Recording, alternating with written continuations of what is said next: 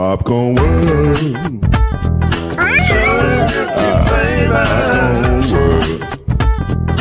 Popcorn World. Yeah.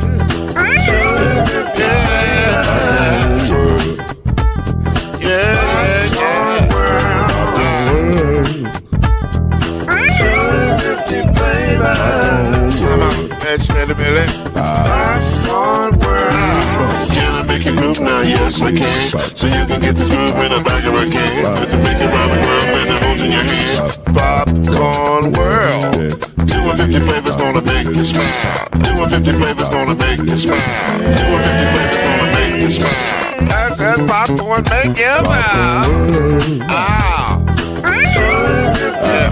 Popcorn World. Popcorn World. Popcorn World. It's a popcorn world. It's a popcorn world.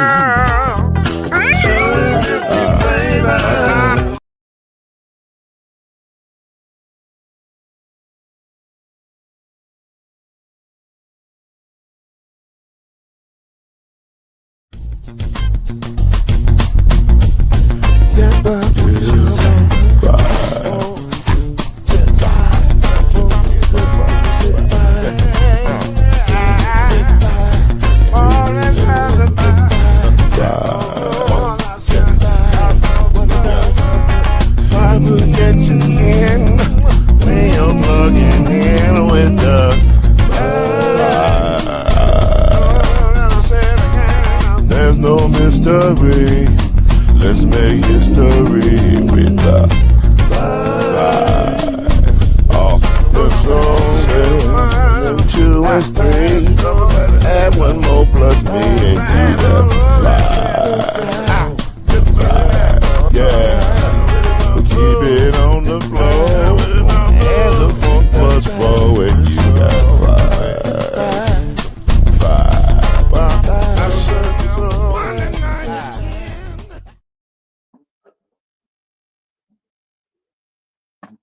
Let's see. There we go. Yes, sir. Glad to be here with y'all tonight. Ladies and gentlemen, this is the 5. We've been gone for a minute, but we back with the jump off. The jump off is not here in Texas or in Arkansas. It is in New York City. Ladies and gentlemen, we have an NBA champion. And if we're being honest, it's not the champion expected, but it's the champion that should be crowned. They without question played some of the best basketball you've seen all season long, as far as cohesiveness and other things.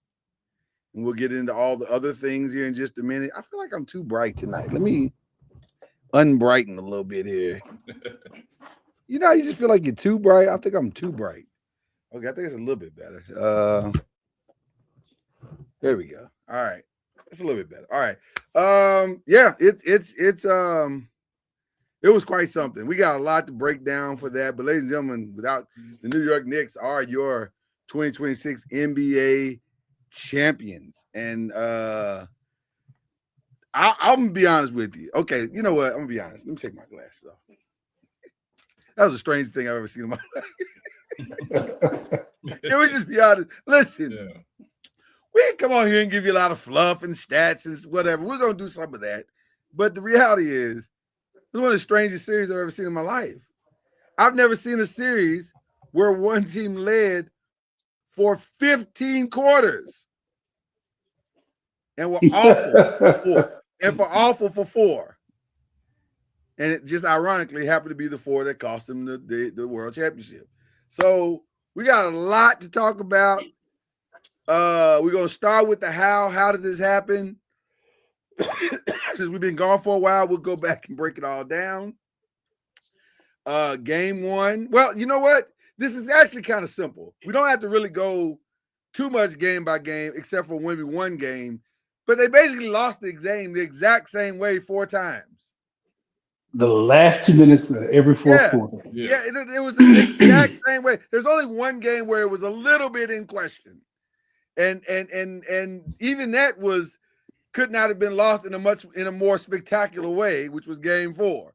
So I don't really know how to even describe execution and inexperience. The execution was off and inexperience. Okay, what do you mean by? I'm not gonna let you get away with that. What do you mean by execution? They made mistakes when it counted. So lack of execution. Lack of execution. Okay, all right. Just want to make sure we're clear on that. Lack of execution. Yes, they made mistakes, and that execution is whooping your ass right now. It is really. Yeah. Hey man, I just got off work, man. It's a long day. We gonna start you out. We gonna start you out. Execution. There you go. There you go. Was the big thing, and just the inexperience. So a lot of those guys were first time, in the playoffs, first time big moments. That's the NBA Finals. So we're gonna come back to the Knicks. We're gonna come back to the Spurs because we got a lot. There's a lot to talk about with the Spurs. Actually, way more to talk about with the Spurs than there were really with the Knicks. Can I be honest? Can we have an honest moment, Byron Lusby, as I turn this question over to you? I don't think the Knicks as a whole played one complete game in this playoffs. Would you agree or disagree? I agree 100%. I mean, they were down double digits in every game. In every game. Yeah. Every game. It came down to the last 2 minutes, and one team panicked. Did they lead panicked? Did they lead any first quarter? Did they lead any first quarter in the series? No, they were down maybe the first game, maybe game one, but like all the rest of them, no. I'm trying to remember the first game, but yeah. I think they came back from all of the games. Yeah, no, they were down double digits in every single game. Yeah. It was shocking. It really was, because they were not the most talented team on that court in any game. But man, they were together when it counted. They were they had, and then listen, they had a few killers on the team in Brunson, in OG Anunoby.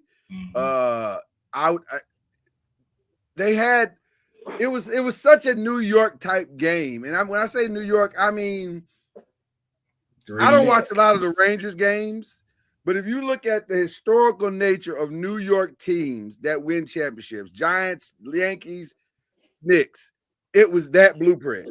We're not the greatest team as a total, but we got the sum total of our parts and the heart that we have and our unwillingness to quit should be enough to get us to the finish line, which it was. And then also, now let's be fair and let's be honest, the other team has to do quite a bit to help you out. And they did. Every game. Every game. Was it the coaching adjustments or just the flat out play on the floor? Well, I'm going to say this. Yes. Right. The answer to that is yes. I do think Mike Brown, far and away, was the better coach in this series. It was not close. Yeah. I'm watching Game 4, and he puts Alvarado in the game, and I'm thinking, so you're going to go smaller than you are. You're already small. Right. You're going to go smaller. But he's a pest too, so I get it. But see, I didn't get it. And I'll be honest with you, I didn't, even being a pest, it didn't feel like that should work. But it did. It actually did work. It was like, wow, y'all can't figure out, y'all can figure out Brunson, but you can't figure out Alvarado? Like, that dude can't even really score. Like, what are you? It was a weird, it was weird. It was a very weird, strange thing. Yep. No, there was. I mean, he saw it wasn't working in Game 5, and he got Alvarado right up out of there. Oh no, we not messing around with that today. Come on, come sit down, right? Son. Because it only worked one game. Yeah, and actually, we can't even say a game. It only worked for one quarter of a game. Yeah, but it worked. Yep. Like it worked. Yeah. The things that he needed to do to adjust. Now, if you look at the totality of the playoffs, Mike Brown did the things needed to be adjusted from the third game in Atlanta on. He made his adjustments and he coached his behind off. And you got to give him credit for that. And then the other thing is this team had way more experience. They've been to some of these things, not all, but some. They've been enough tests that they were able to just say, hey, you know what? We understand what this is. We understand the grind that is necessary here. Quiet as kept, I think they leaned back on some of those Thibodeau lessons of defense and use some of that to get a few, some of the tenets. A lot of those guys have been deep in the playoffs, and also Mike Brown has won a championship before, so he knows kind of what it looks like. And Brunson's been deep in the playoffs, and Cat, and so no, not deep. Eastern Conference semifinals. Playoff experience. He's had playoff. They've had playoff experience for sure. So I think that definitely helped. And it just came down to one team. They knew where to get buckets in crunch time, and the other team did not. They did not. They got away from everything they did to build them leads. They got away from it every game in the fourth quarter. Not in game 4. Yes, but they tried to trick that off though. Right. Well, no. Well, but even that game, the Knicks didn't make enough shots. They came back to make it close. But every game, they forgot they were better to me when they moved the ball. Well, here's what I meant by not in game 4. Because in game 4, they tried to win the game the same way they won the half, which was stupid. Like to shoot 14 threes, that's fantastic. But it's also, unless you have Steph Curry on your team, it's not realistic. You're not going to hit a lot more threes. That's not how this game works. It has never worked that way. I'm not even sure if Steph Curry hit 14 threes, he could hit 15, 16, and 17. Like, that's a lot of threes. So to think that you were going to win the game that way is maddening to me. But then also, and I said we're going to get to the Spurs in a minute, so I don't want to take away from what the Knicks did. But for the Knicks to decide to keep playing down 29, that was amazing to me, because a lot of teams would have said, hey, we already got our game. It'll just be 2-2. We're fine. They did not quit. They did, and they just believed that this team that they were staring at would fumble the ball. And sure enough, they did. They fumbled the ball. It was amazing. It was amazing to watch that part of it. What is your fill in the blank for this question? Jalen Brunson is the face of New York basketball. He's a hero in New York because he won, but he is what he is. He's stamped himself as far as a New York legend. But he's the king of New York right now, for sure. Oh, absolutely, and deservedly so. And none of the rest of the stuff even matters because he won one. But I mean, to me, in the larger picture, he is what he is. He didn't do anything he hadn't done before. Right. He just won. He's got a chip. If you look at this series, it was a whole bunch of ineffectiveness, and they were kind of. It worked in game 5, but the reason they got all them leads and they won game 3 was because he wants to dribble. Yeah. He went too much ISO to me, and he wasn't efficient in the game to the last one. If you're being honest, 100%. The thing that made him great in game 5 made him a liability in 1 through 4. Yep, 100%. And credit to that kid for being like, "Hey, F it, I'm going. This is what we doing." Well, and, game 5, he was like, he wasn't missing. He was like, "Hey, get on my back," because Cat gave him nothing. No, Cat was done early. So but I also respect what Brunson did in this regard. Man, this is what I've done. Like, I can make changes next year, but right now, this is how we got here. I can't change now. And it's in the words of the great Herman Boone or Denzel Washington quoting Herman Boone, it's like Novocaine. Give it a little time, it'll probably work. And it always works. Right. And eventually it did. It came on through. Yep. So I got to give the man credit for sticking with it. So your full takeaway from the Knicks side. Any other thoughts as far as? I loved how OG played the entire series. 100%. When they had big people on them, I'm gonna take you out here, and I'm making shots. I'm shooting 50% from the field. I want to say he shot 52% from the 3 or 50% from the 3. Something crazy like that. Yeah. And when they went small, I'm getting ready to punish y'all. Yeah. And he did that. He was phenomenal. I thought he did a really good job there. Brunson. Something else? Byron? No.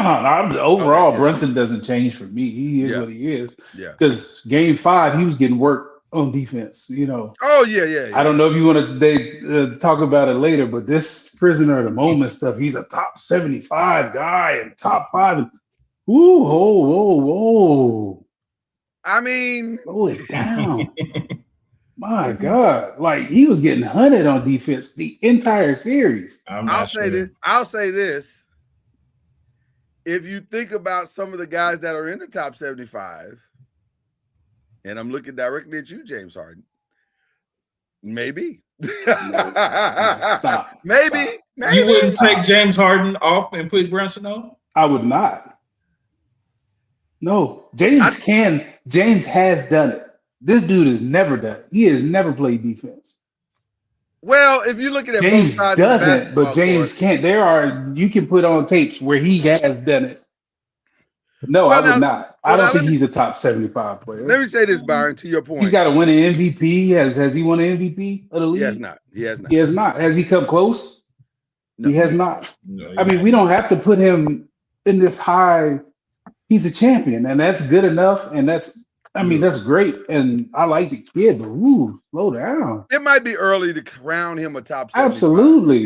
Yeah. I just threw James out. I'm just throwing James out. No, I get it, but this prisoner of the moment stuff, he's a champ. Yeah. He's nowhere near Russell Westbrook. I'm just throwing names out to see. I hear you. I'm swatting them down like you can. Down left and right. Right. Okay. Fair enough. I like Jalen Brunson. He's tough, gritty. I like all of that, but that's a little much for me. Yeah, I'll say he's on the right path. He's for sure on the right path. Yeah. We'll see. I mean, we'll see. You just can't be a cone on defense like that. Yeah. To me, I've had trouble with Steph in the top 10 until he got better. You can't be the guy they hunt and be a top 10 player. To me, you can't. Listen, you and I have the same thought process as it relates to top whatever. Because to me, if you're a top all time, you have to do something on the other side of the ball. Like, you can't just be a one-sided player. So Agreed. top is, I don't know. I'm looking at you a little different when you say top. But I'll say this again, it's still relatively early in his trajectory.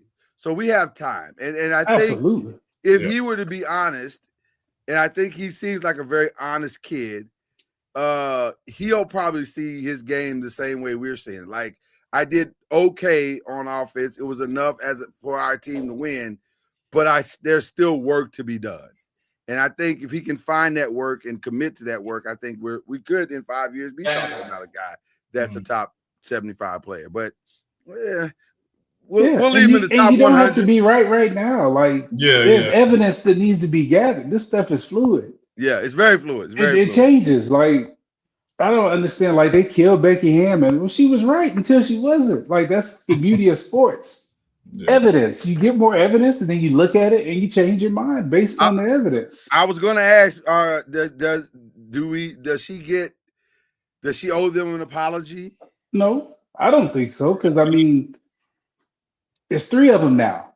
3. So the numbers say you can't. The numbers say that's not the way to go about it. Yeah, and you could argue Cat was the best player, not him. Who was? Cat. And throughout the playoffs, if they did an MVP from round 1 to the finals, right. He would not. It was Cat. Yeah. And the change they made against Atlanta was going through him and not Jalen, getting Jalen off the ball. Well, it was Cat that got them out of Atlanta. It was Cat that got them through the next 2 rounds. Yep. And Cat for 3 games got them through those games. It's just the last 2 games he wasn't great. But he reverted back. Yeah. Right. Yep. But I don't argue with that. Because I was be honest with you, I was vacillating until the 5th game. I was vacillating between OG and Cat as my MVP. I was thinking OG because of how he played the last couple of games. Agreed. Well, I don't want to get overhyped the tip. The tip was a great play. But you got to look at the totality of what he did, defensively and offensively. He was fantastic. Yeah. And so you could make a more than solid case that OG Anunoby could have and should have been the MVP of the Knicks. So I have two other things that I'd like to bring up and ask a question of. More improbable, this run with the Knicks or the 2007 Giants upset against the Patriots? I say the Giants. Yeah, I think the Giants. Yeah, I think the level of competition was harder for the Giants. That team was a juggernaut. They were. The Spurs may turn into one, but they're not there yet. Facts. Yeah. The people they beat in the playoffs weren't. I mean, it ain't their fault. And to the Knicks' credit, they beat the brakes off.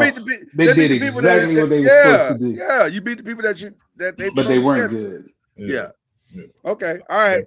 So that was one, and then my last little take was this one, and I kind of hinted it out to you guys over the group chat. So I'm really letting the listening audience know, but Mike Brown.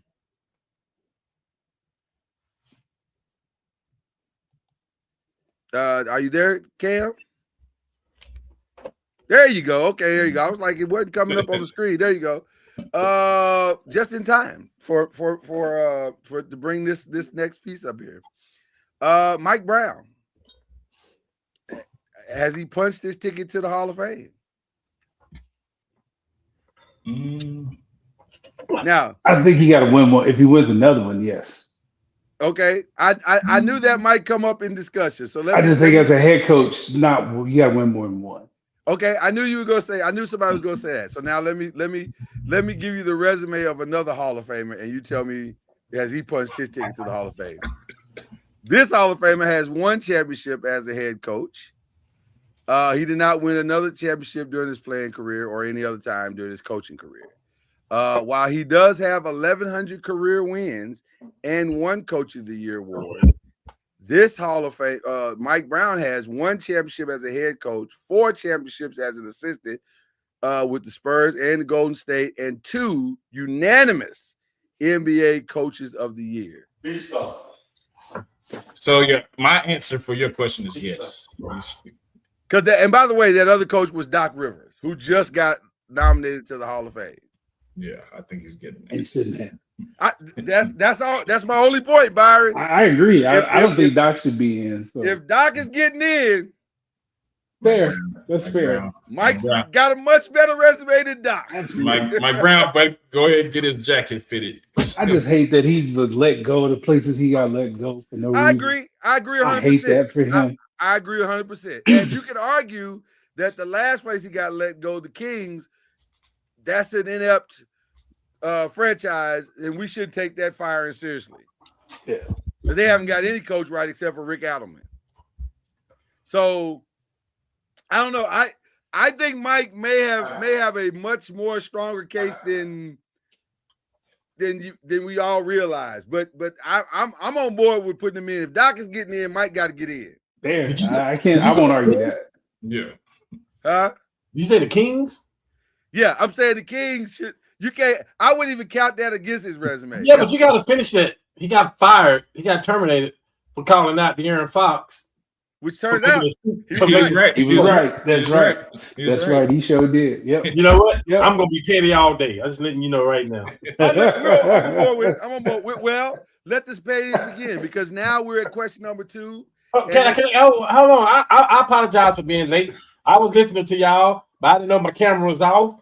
But can I just please circle back to something that Byron was talking about? Oh, okay. When y'all talking about Jalen Brunson. Okay. And you were saying that we wouldn't put him over who? He's not better than Harden, is what we were saying? That's not right now, no. Are we talking about resume? We talking about body of work? What are we talking about? Yep. What? I don't know. What we talking about? Body of work? We talking about body of work as of right now, I don't think he is, no. Okay. I ain't saying he won't be. I said he's not now. I can't argue with that. I mean, Harden is an MVP, scoring champ. He a Baquito. He all that stuff. We talking about Harden now. We talking about in his latter years. So I can't. But I'm not saying Jalen won't get there though. I'm not. I'm not saying that. I don't know. He's still writing his story, but we don't have to put him in these high voltage rooms just right now. If Jalen stopped playing right now, he doesn't have a better resume than James. He does not overall resume. No. Agreed. No. But he does have a ring. I like to argue Kyrie though. Ooh. That's a great. Wow, that was a good hot take right there. Yeah. I have to think about that one. Because Jalen led his team. We can talk about it later. It's fine.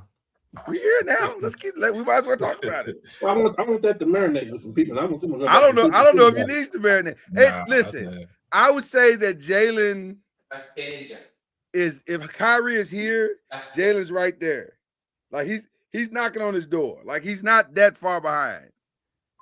Only thing that Kyrie got is a Rookie of the Year over here. Huh? That's about it. That's it. By the way, I have another hot take. Mm-hmm. Because I understand exactly what Charles Barkley was saying after I had some time to think about it. That may be the greatest free agent signing. And here's the reason why I can get on board with it. There was no expectation of a championship with Jalen Brunson. Not a second rounder. You want to make a case for KD? Okay. Hey, say you want to make a case for Shaq? Okay. Say pick 33. It sounds better. 33 in a draft. Right. That doesn't resonate championship. But somehow this dude figured it out. So I listen. And the Knicks got a financial break. He didn't break the bank. He gave back $100 million. Yeah, for sure. I don't agree with that part, but he'll make it up. He might make it up on the back end. He might next. You don't ever make it up though. I don't know how you. Once you give it away, you ain't getting it back. Yeah, I don't know how you get it back.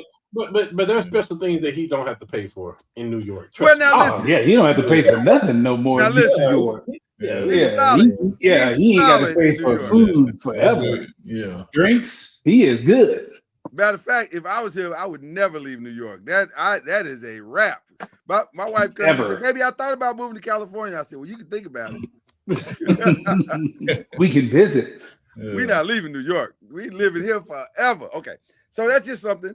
Let's get into the other part. We can talk about that later, though. We can come back. We can circle back. That's a good question, though. That is a good question, though. I got him up. Yeah, I got him over AI too.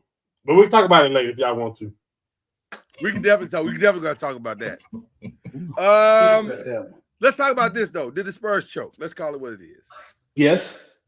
Mm-hmm. Yes. When you lose 4 games the same way, 5 games the same way. That's so crazy to me. That's so crazy. And you blow the biggest lead in finals history. Yeah, I don't know how you can call it anything but. You lost double-digit leads in 5 games in a row. Yeah. At least 3 of the games, you had a 10-point lead in the second half. Yeah. I just don't know what else you call it. God, it's hard not to. I call it a drink. It's hard not to. It's hard not to call it. And I hate that because I think them young boys are going to be fine.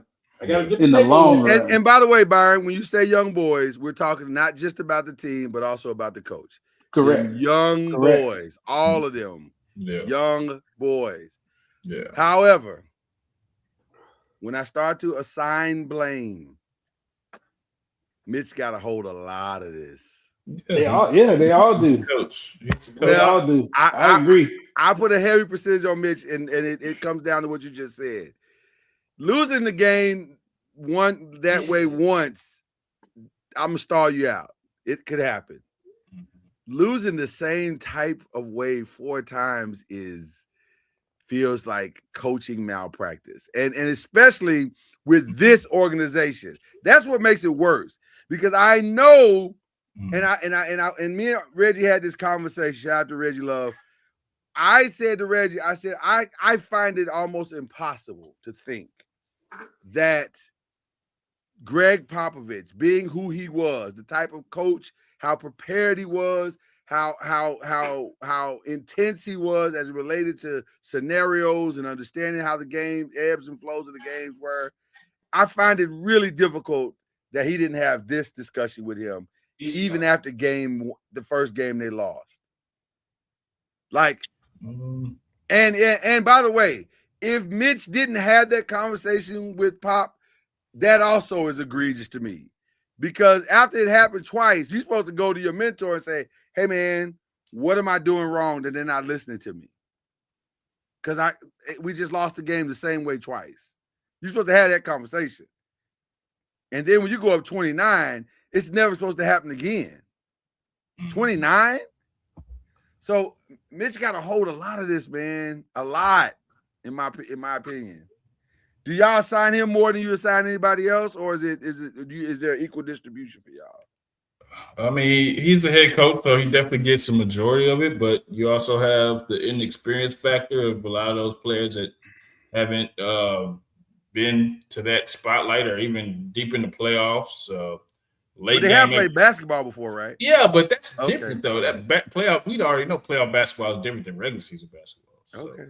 And the playoff basketball is different than regular season basketball. Is it not? I mean, the lights are brighter. The lights are brighter. The intensity is different. Okay, the intensity. Basketball. Yeah.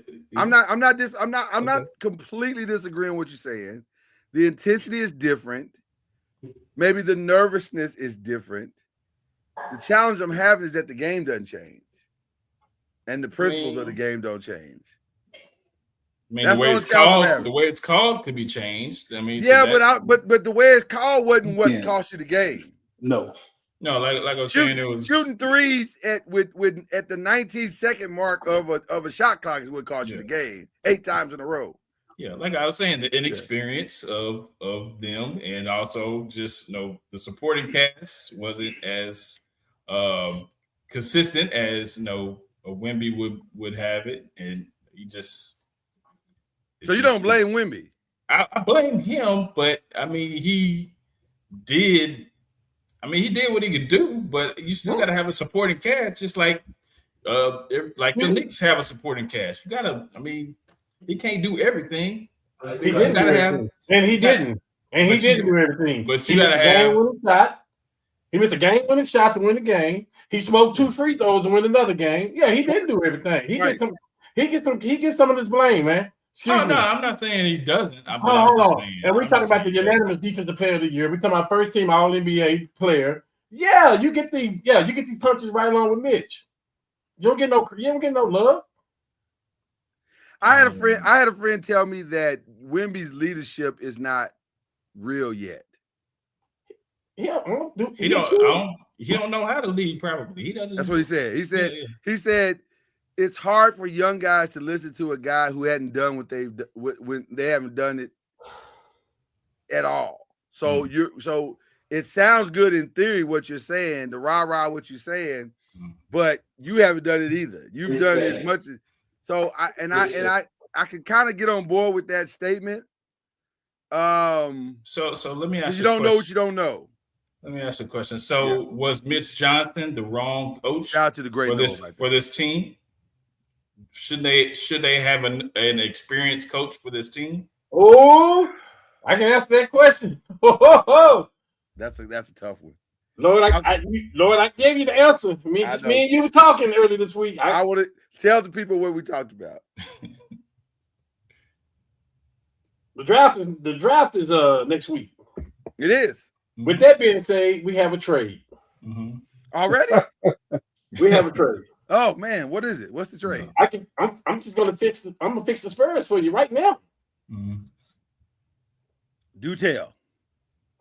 The Spurs are sending De'Aaron Fox and Mitch to the Houston Rockets. For what's the coach name? I can't. Ime Udoka.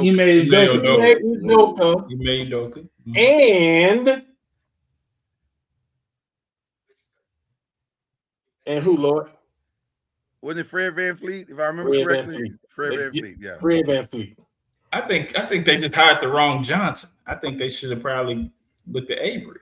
Hell no. No. If for Bible studies, yes. Wow.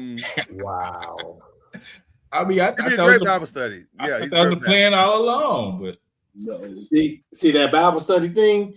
That is my same take on Mark Jackson. Him and Avery Johnson belong doing clergy work for the NBA, not coach. I said what I said. Yeah. I said what I said. They can't even get in the big three. They need. Listen, I tell you what, Byron, you shook your head. That coach ain't giving up 4 leads like that. Ain't gonna happen. Yeah, but they won't have a lead because his offense is cheeks.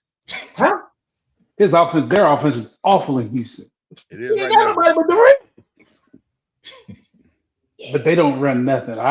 He ain't got nobody. Who he gonna run to? You name me 3 offensive players on that team. I don't have. I mean, it doesn't matter. It's still bad. It's bad. I'm Their offense is bad. VanVleet. I get what you're saying with their defense and all of that, but their offense They don't is have a point terrible. guard over there. If you don't, hey, when you take Bron, Austin Reeves, and Luka off the court, we terrible too. Like they ain't got no players. They have nobody. They thought they won. They thought they won in free agency by getting Dorian Finney-Smith. Like They did. Like they have no players. Which may speak more to their front office than it does to their coaching staff. And then the fact that Thompson still can't shoot. Like, what are y'all doing to develop that kid? Yeah. He can't. He can't shoot none. We didn't say he didn't have no offense when he was in Boston because he had some players. Was he over the offense, or was that was Missoula, right? That was Missoula. Yeah, that was Missoula. He was the head coach. He had some players. So you can talk about coaching staff. You can talk about players. He had some players. He had no players in Houston. It's not a horrible thing. It is knee jerk. I will say it's knee jerk because I don't know. I've had some time to think about it. I don't love having Fox because I think there's too much that has happened that you can't go back and fix. You can't be a 9-year vet and play like them rookies and first and second year guys. Especially since we brought you in to be a 9-year vet. That's the whole you're here. Keep going. Keep preaching. So the fact that you did not play like a 9-year vet at all at any time. At all. You got your river glasses on, your Malcolm X glasses. I'm with you on that. I was like, the rookie played better than the vet. Dylan Harper, I was like, give him the ball at the end of the game. Well, at least Dylan Harper's going to get to the mid-range or get fouled. Well, here's the problem. Fox is going to shoot up some crap. No, Lord. What the real problem is, first of all, we talking about something. Where is Reggie at? Well, his team, his car. Why are we talking about another man's car? Listen, I would have to at least explore some Fox options in the offseason. I'm not saying I'm gonna pull the trigger, but that extension kicks in now though. So who's gonna? That's why it's gotta go 51, 58. I gotta make some calls. Now the problem is that this was the most watched final since 1998. So a lot of people saw it.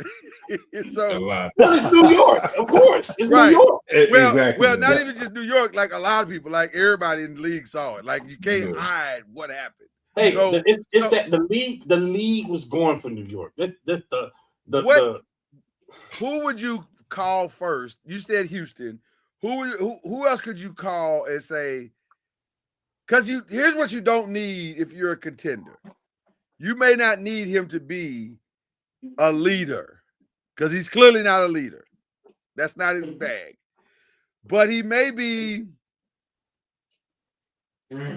a solid point guard, like solid enough, third, fourth option. He didn't have a lot of turnovers. There's that. Who you talking about? Yeah, but bad decisions and bad shots are just just as bad as shots. He had turnovers in the clutch. He did that. Maybe worse, but that's mental. Yeah. I mean, so who is a team that is strong mentally that can absorb someone who might not be strong mentally? He don't have to be your number one. That's the thing. Or your 2, or your 3. Yeah. No, he got to be your number 2. The money he getting paid, he got to be one or two. Him and Van Fleet person for person. Goodness. Say that again. Would Houston take him and then get rid of Van Fleet? Just Well, that's what Person to Cam person. is proposing. The money. without the coach stuff, just player for player. Man, they need to coach too, bro. With the money line up? With the money line up? That boy been around basketball all his life. His daddy won a championship with the Sonics. He's been around basketball all his life. I give him a pass because of how much I think about Mike Brown. I think Mike Brown is vastly underrated. 100%. Vastly underrated. My only caveat with the De'Aaron Fox thing is this. De'Aaron's from Houston too. He is. So he'd be going home, but essentially. There you go. Him and Durant will be good. With the Fred VanVleet thing, I don't want to stifle Dylan Harper's progress. Because we have to remember, Dylan Harper did all of this in his first year. So he is moving in the right direction. I don't want Fred sitting in front of him and I'm forced to sit Dylan a few more years because Fred makes as much money as he makes and I'm forced to have to start him.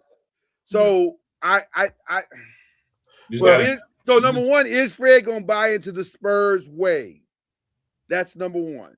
And then number two, how long do you keep it going before you say, okay, I gotta put Dylan in? Because I think Dylan should start.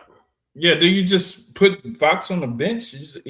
I mean, at this point, Chad, you can't put that kind of money on the bench. That's the problem. It's $51 million. It's $51 million. You cannot do that.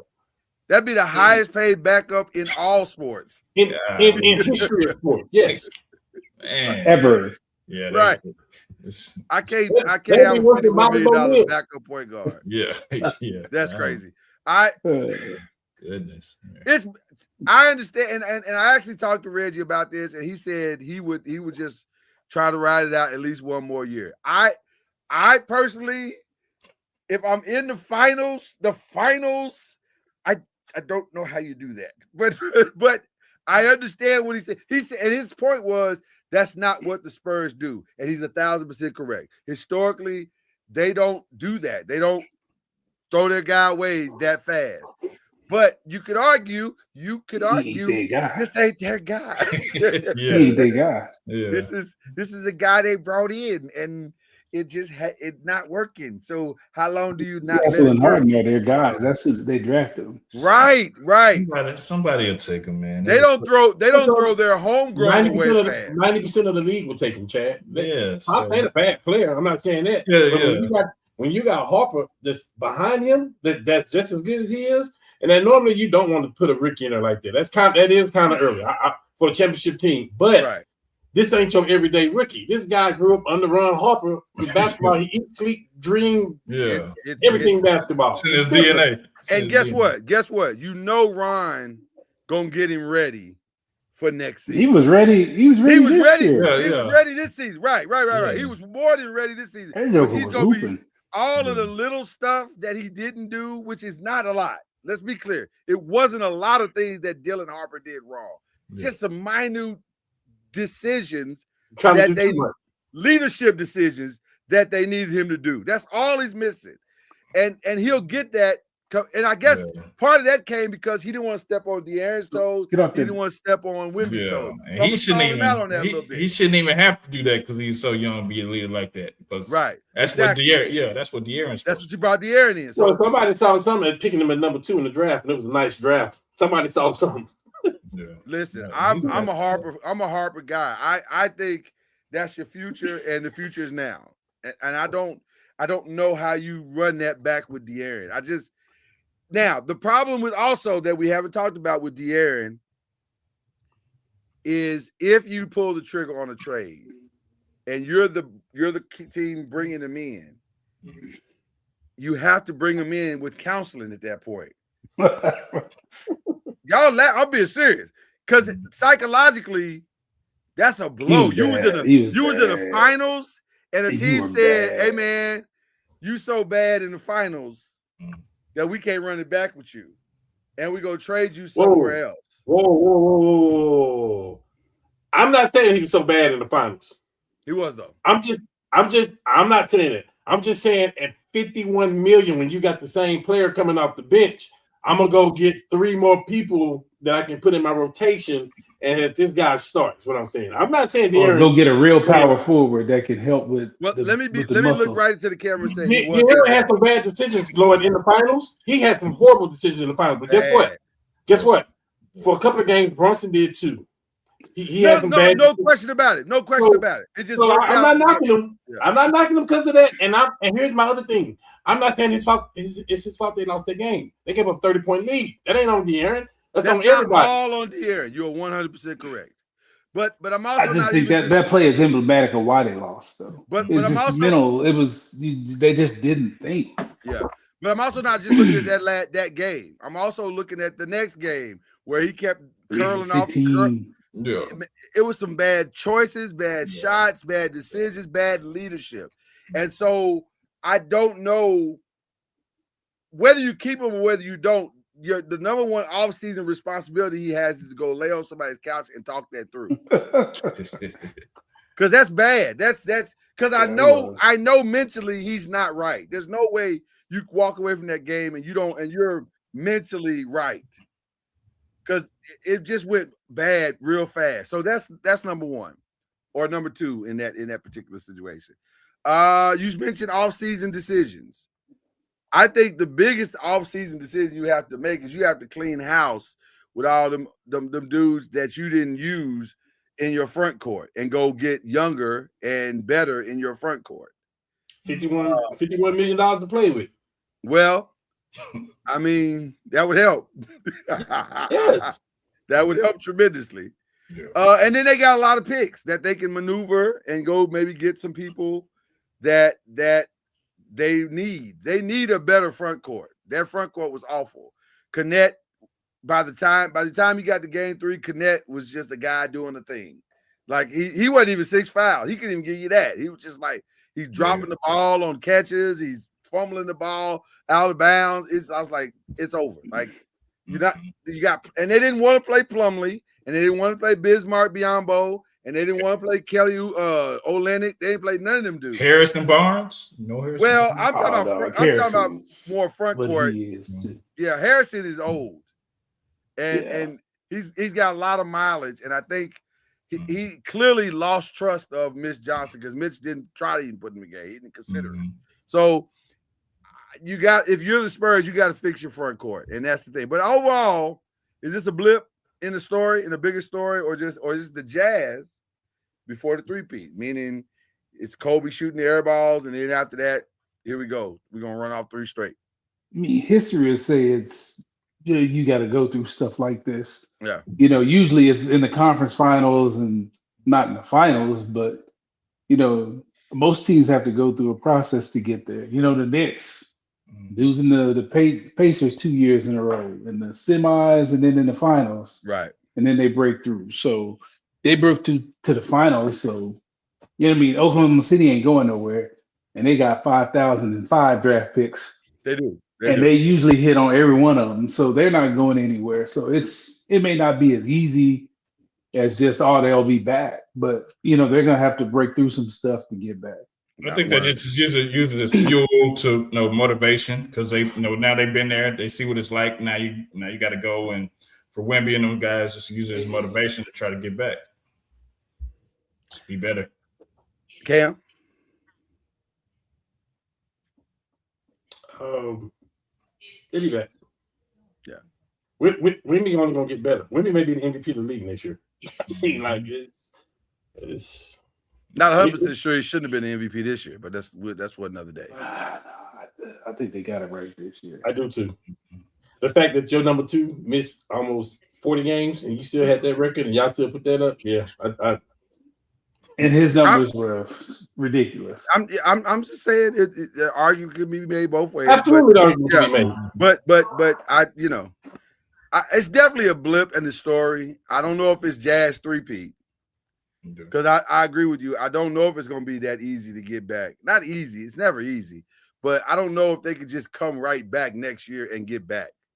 They are problematic, I will admit, because if Wemby continues on the trajectory he is on, especially with his offseason evolutions, where he is really invested in himself and his mental and in physical self.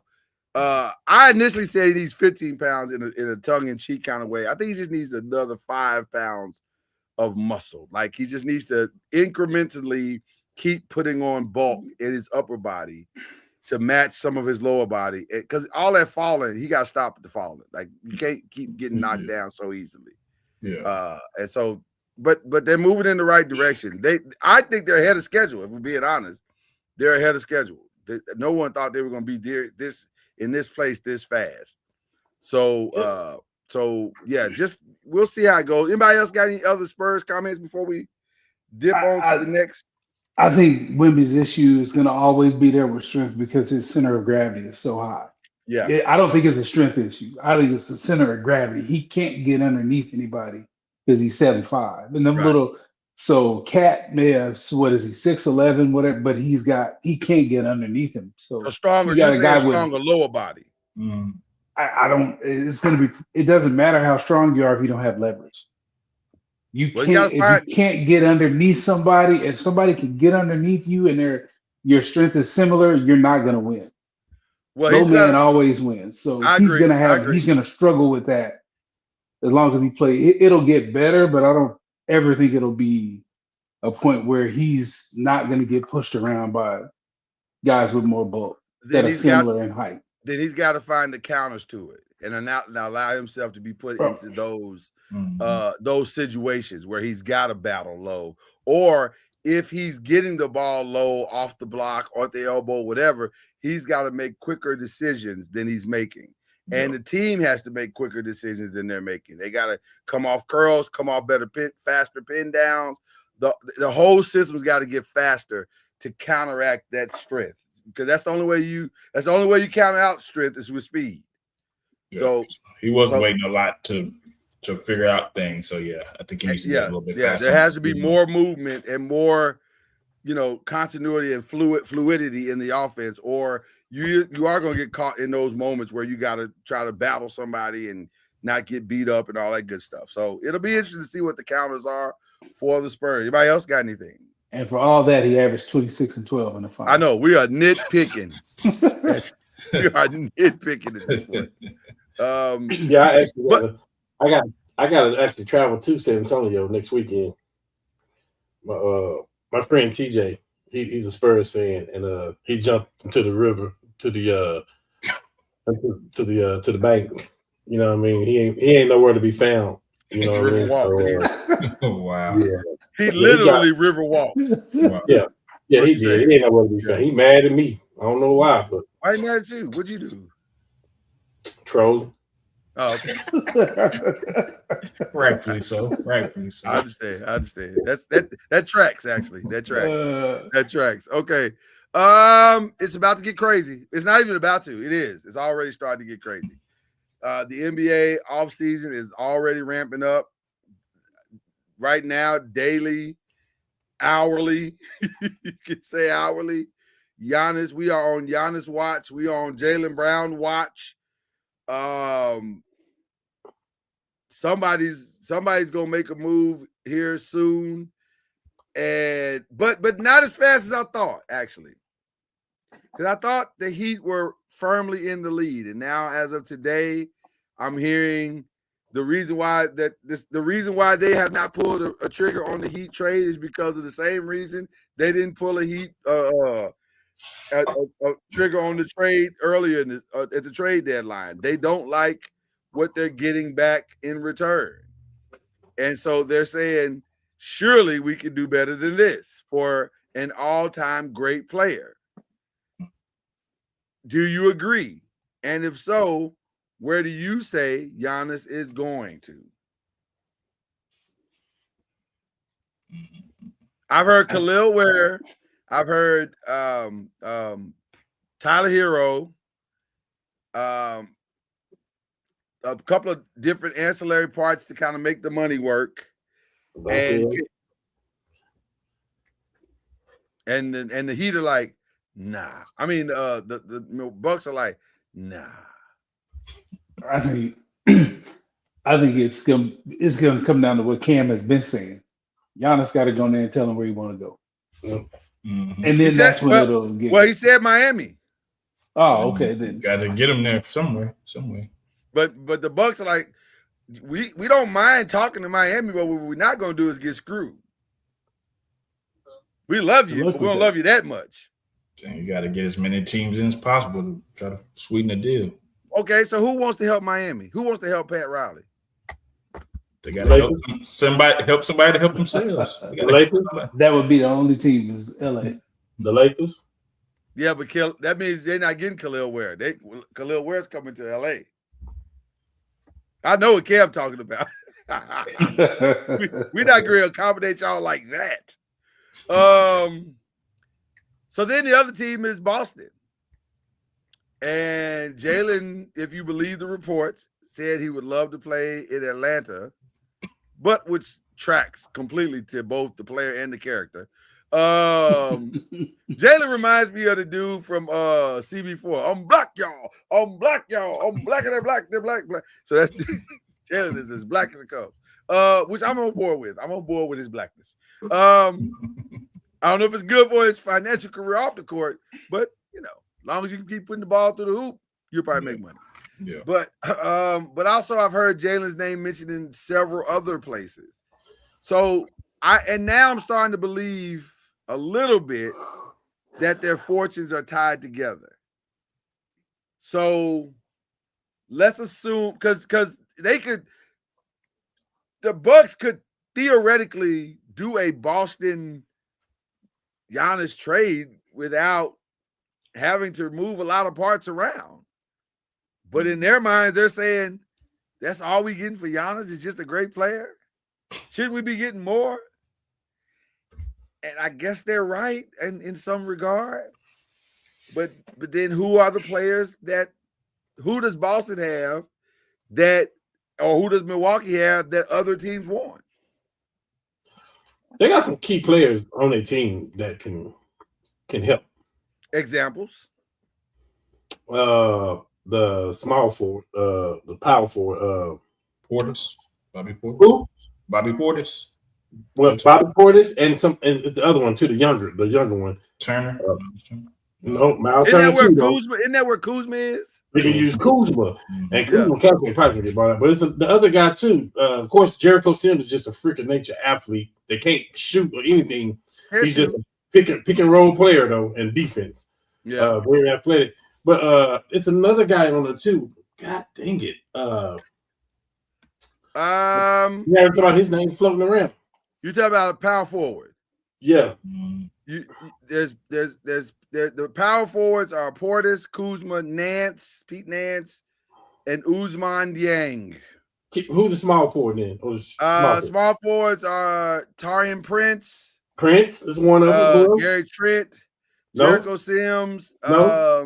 That's pretty much it. The Nassus Antetokounmpo. You taking him regardless. Yeah. Who's the shooting guard? It's another guy. The one that stretched the floor. I think he used to play for Houston. Shooting guards are Kevin Porter Jr., AJ Green. That's what I'm talking about. Kevin Porter Jr. Okay.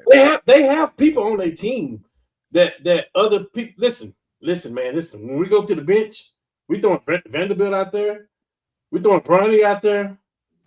We throwing some trash out there. So you're talking specifically about the Lakers at this I'm time. not. I'm saying. I tell you what, Bryant for San Antonio, Bryant and Harper.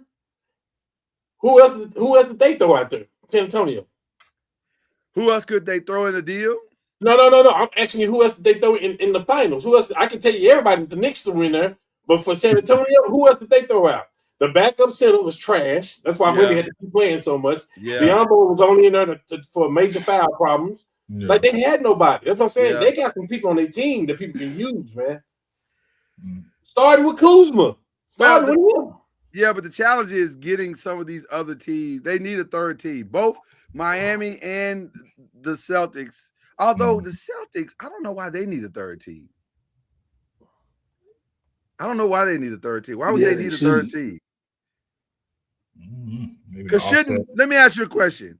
Yeah, Jaylen Brown contract is huge. Yeah, the contract should match up. But even if you just want to throw in some extra stuff, shouldn't Jaylen Brown and Vucevic or Peyton Pritchard or Sam Hauser, shouldn't that be enough? Ron Harper Jr. maybe? Shouldn't that be enough? Mm-hmm. Some picks, although they low picks. I'm just asking. But you want to get something and not having to give up too much in return either. So that's maybe what they're thinking about. Because those You people think are you under the impression that Peyton Pritchard is someone that you should be holding on to forever? I mean, not necessarily forever, but he's done things for them in the playoffs that he's been a key contributor. So I mean, why would you want to trade? Key. Yeah, why would you want to trade a key contributor? That's okay. I'm just asking. Weakening your team. So is he going to either one of these teams? But we talking about Giannis though. Yeah. All of them can go. That's all I'm saying. I mean, if you're Milwaukee, is there another player out there better than Jaylen Brown that you're gonna get in a deal? No. But they don't even want Brown. They want to be young. Brown's 30? They want to go way younger than that. And I just don't get it. Like, man, you can have Brown for the next 7 years and compete. Like, you can put the team they got right now, you can put around them. They can compete. I'm gonna tell you what the real problem of the Bucks is. And Brown can do things that Giannis can't do on offense. I'll say that for another day. I agree. I'm gonna tell you what the real problem of the Bucks is, and this is where it gets a little crazy. They have to win this trade because ain't nobody running to Milwaukee in free agency unless somebody's gonna overpay. And Milwaukee's gonna overpay. Let me get my Byron on. Go ahead. That's the only reason that I said the Lakers had a chance from the jump. Right. Because when we can offer you, because ain't nobody gonna run to you, Milwaukee. So what we can offer you is a bunch of expiring contracts and a bunch of draft picks. And for those people that say, "Oh no, the Lakers ain't got enough," well, it depends on what Milwaukee want, because they want to rebuild like the San Antonios, like the OKCs. That's what they want to do. They want to hit draft. I don't think they have a choice. Yeah, I don't think they have a choice. I think they have to build that way. So I think if the Lakers want to get into the Giannis sweepstakes, I think they got to make a couple more moves to get more draft picks to offer a buttload of draft picks. I don't care about our draft picks at all, bro. I don't. It's the Lakers. It's Los Angeles. We're going to win in free agency. If we're going to land our big fish, we're going to land Shaq. We're going to land Luka. We're going to trade for Kobe. I don't care about draft picks, man. I don't. Well, trading all that. I'll say this: the Knicks have laid out a new model for some of these big market teams, Efton picks. So, so like the Rams in the same city, Efton picks. So I think that's not off the table at all.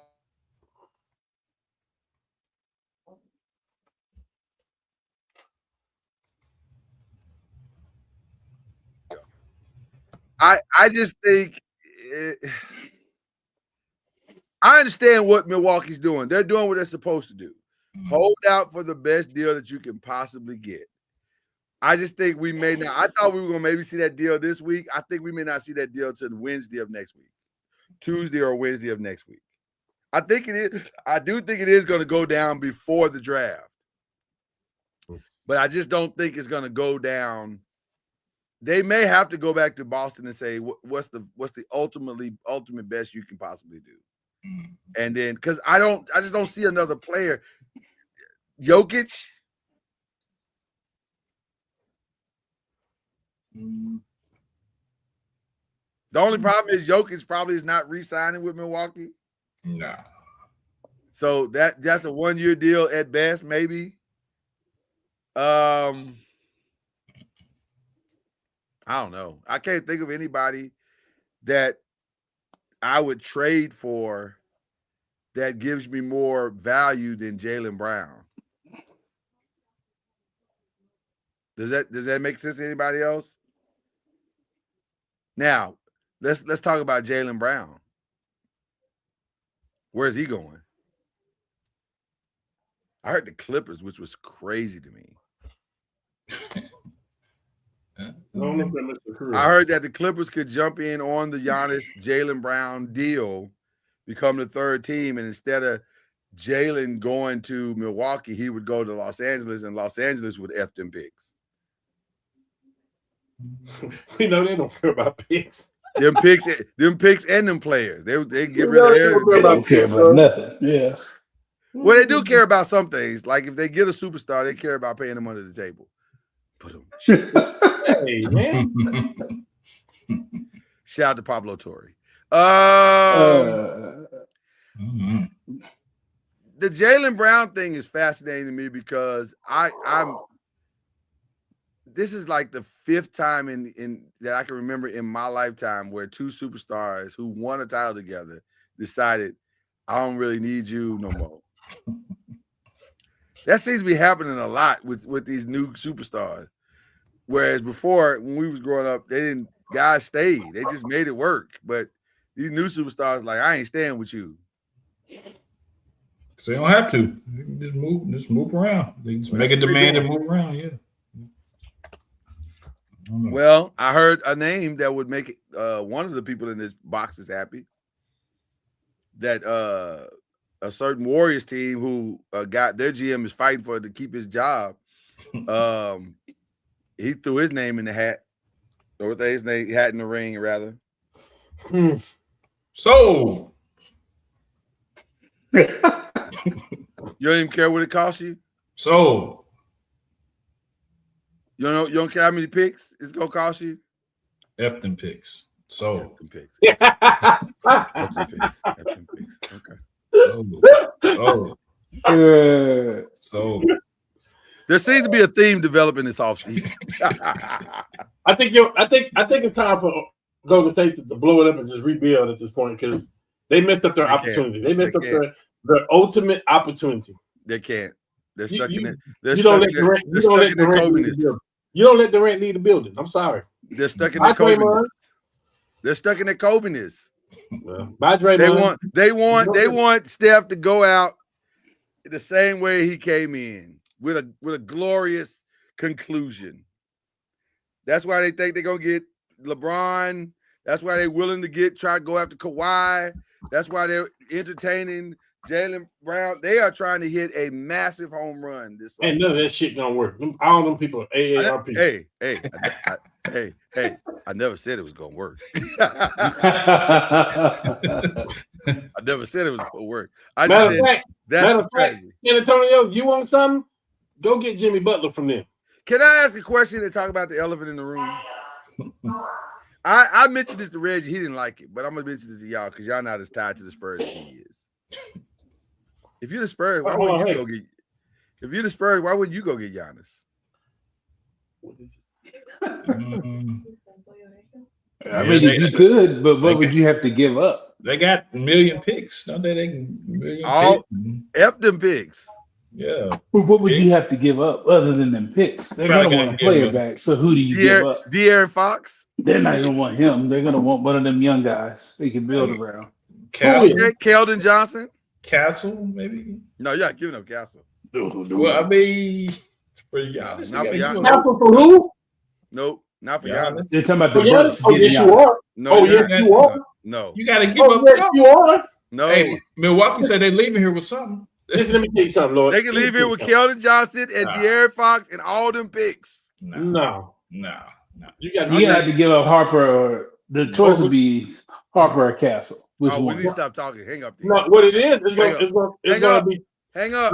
No, Lord. Seriously, it's going to be Castle or Vassell or one of those other people. Vassell can go. We'll that's what's going to be Vassell or I'm not giving up Castle under any circumstances. Sir, excuse me. I would throw. Are we talking about De'Aaron Fox too? Mm-hmm. I don't think they're going to want him, though. I think they're going to want a young player. They're not going to want him, but I'm saying that's what I'm offering. Excuse me, Lord. In my not so Reggie voice. Yes, go ahead. I'm going to throw Wemby, the Greek Freak, Dylan Harper, and whoever out there. Yes, I am. You're not going to beat me with them. I'm not giving up Castle. Yes, you are. No, I can't do it. Yes, you are. I can't do it. Yes, you are. They can't do it. You know how hard it is to find. I'm not gonna let you do that to yourself. And we both You know how hard it Lakers is fans. to find a 6'8" on the ball defender. Oh, he did a good job of defending everybody else. Yeah, great, cool. They lost with that. In the finals. They didn't lose. They didn't lose in the first round. They lost in the finals. Excuse me, sir. You're gonna do it if you can put Wemby and the Greek Freak together. I don't know how you score. How do you score on that team? Huh? You're gonna have to shoot 25-footers. If Wemby and Giannis, Man, you're not getting no shots inside of like 25 feet. Yeah, with but it's both of even them better if I jokers. keep Castle. It's even better if I keep Castle. I gotta keep Castle. That'd be tough. I gotta keep Castle. I I like to can't keep believe- Castle and I Hall. can't believe you. All this. You don't yelling have to average like 92 points a game because nobody else is gonna score anywhere near that. Why? Because what you would do, you would No, get he's saying the other team would have to average. Oh, 90. The other team, Yeah. how are you gonna score? How are they gonna score is what he's saying. Yeah. Yeah, you can get shooters with San Antonio. Oh my god! If I can get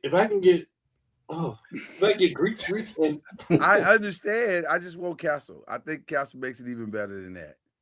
If I can get this done without giving up Castle, I'm a happy guy. Okay, brr, you want to talk about the elephant in the room? Okay, let's talk about it. Homeboy had 20 turnovers the first 2 games. He ain't my point guard. That's even worse. He's not my point guard. He never That's was. even worse then. I'm trying to keep Harper and Castle. I understand what you're trying to do, but we're talking about the Greek. Everybody else can go. Talking about the Greek Freak. That ain't gonna work. Except for Wemby. You're gonna have to give up one of them. Come on, Lord. What we do here on the 5, we talk that real though. You ain't talking real. Right now. We talking real. We talking real. You talking fantasy. You talking about what you want. That's what I want. That's what I want. Hang up the phone. You are the Lakers, and you talking about you want Giannis without putting Austin Reeves. No. It ain't gonna happen. This is what Milwaukee gonna do to Lord. Hold on. That's different. No. That's different. Austin can go. Vanderbilt can go. Marcus Smart can go. DeAndre Ayton can go. Bronny can go. So let's start over. Can go. So let's start over. If you're talking about that, you're gonna start with Austin Reeves, Rui Hachimura, 2 number 1 draft picks, other players. Yeah, they're not gonna just go for that trash you talking about. I agree, and you know what? I will accommodate them. Lord, you about to make me mad. Matter of fact, I put them on the front. I put them on the front line of the cryptocurrency center and lay out a table, one of them church tables, and they can sit on the table until somebody come pick them up. Oh man. Tell all this. Oh man. Castle is special, man. That kid is special. He's special. I can't do it. With all due respect, Dylan Harper is better than Castle. I said what I said. Ooh. I said what I said. I might agree with you on that one. I said what I said. Hold on. I'm not saying I might agree with you on that. I'm not 100% sure. I disagree with that. But he can go then. He's expendable. No, he's not expendable. He's not expendable. Yeah, you talking about the Greek Freak, bro. You talking about the Greek Freak. Castle's gonna be a lifer. Lord, you talking crazy right now. He's never leaving that. He's never leaving that team.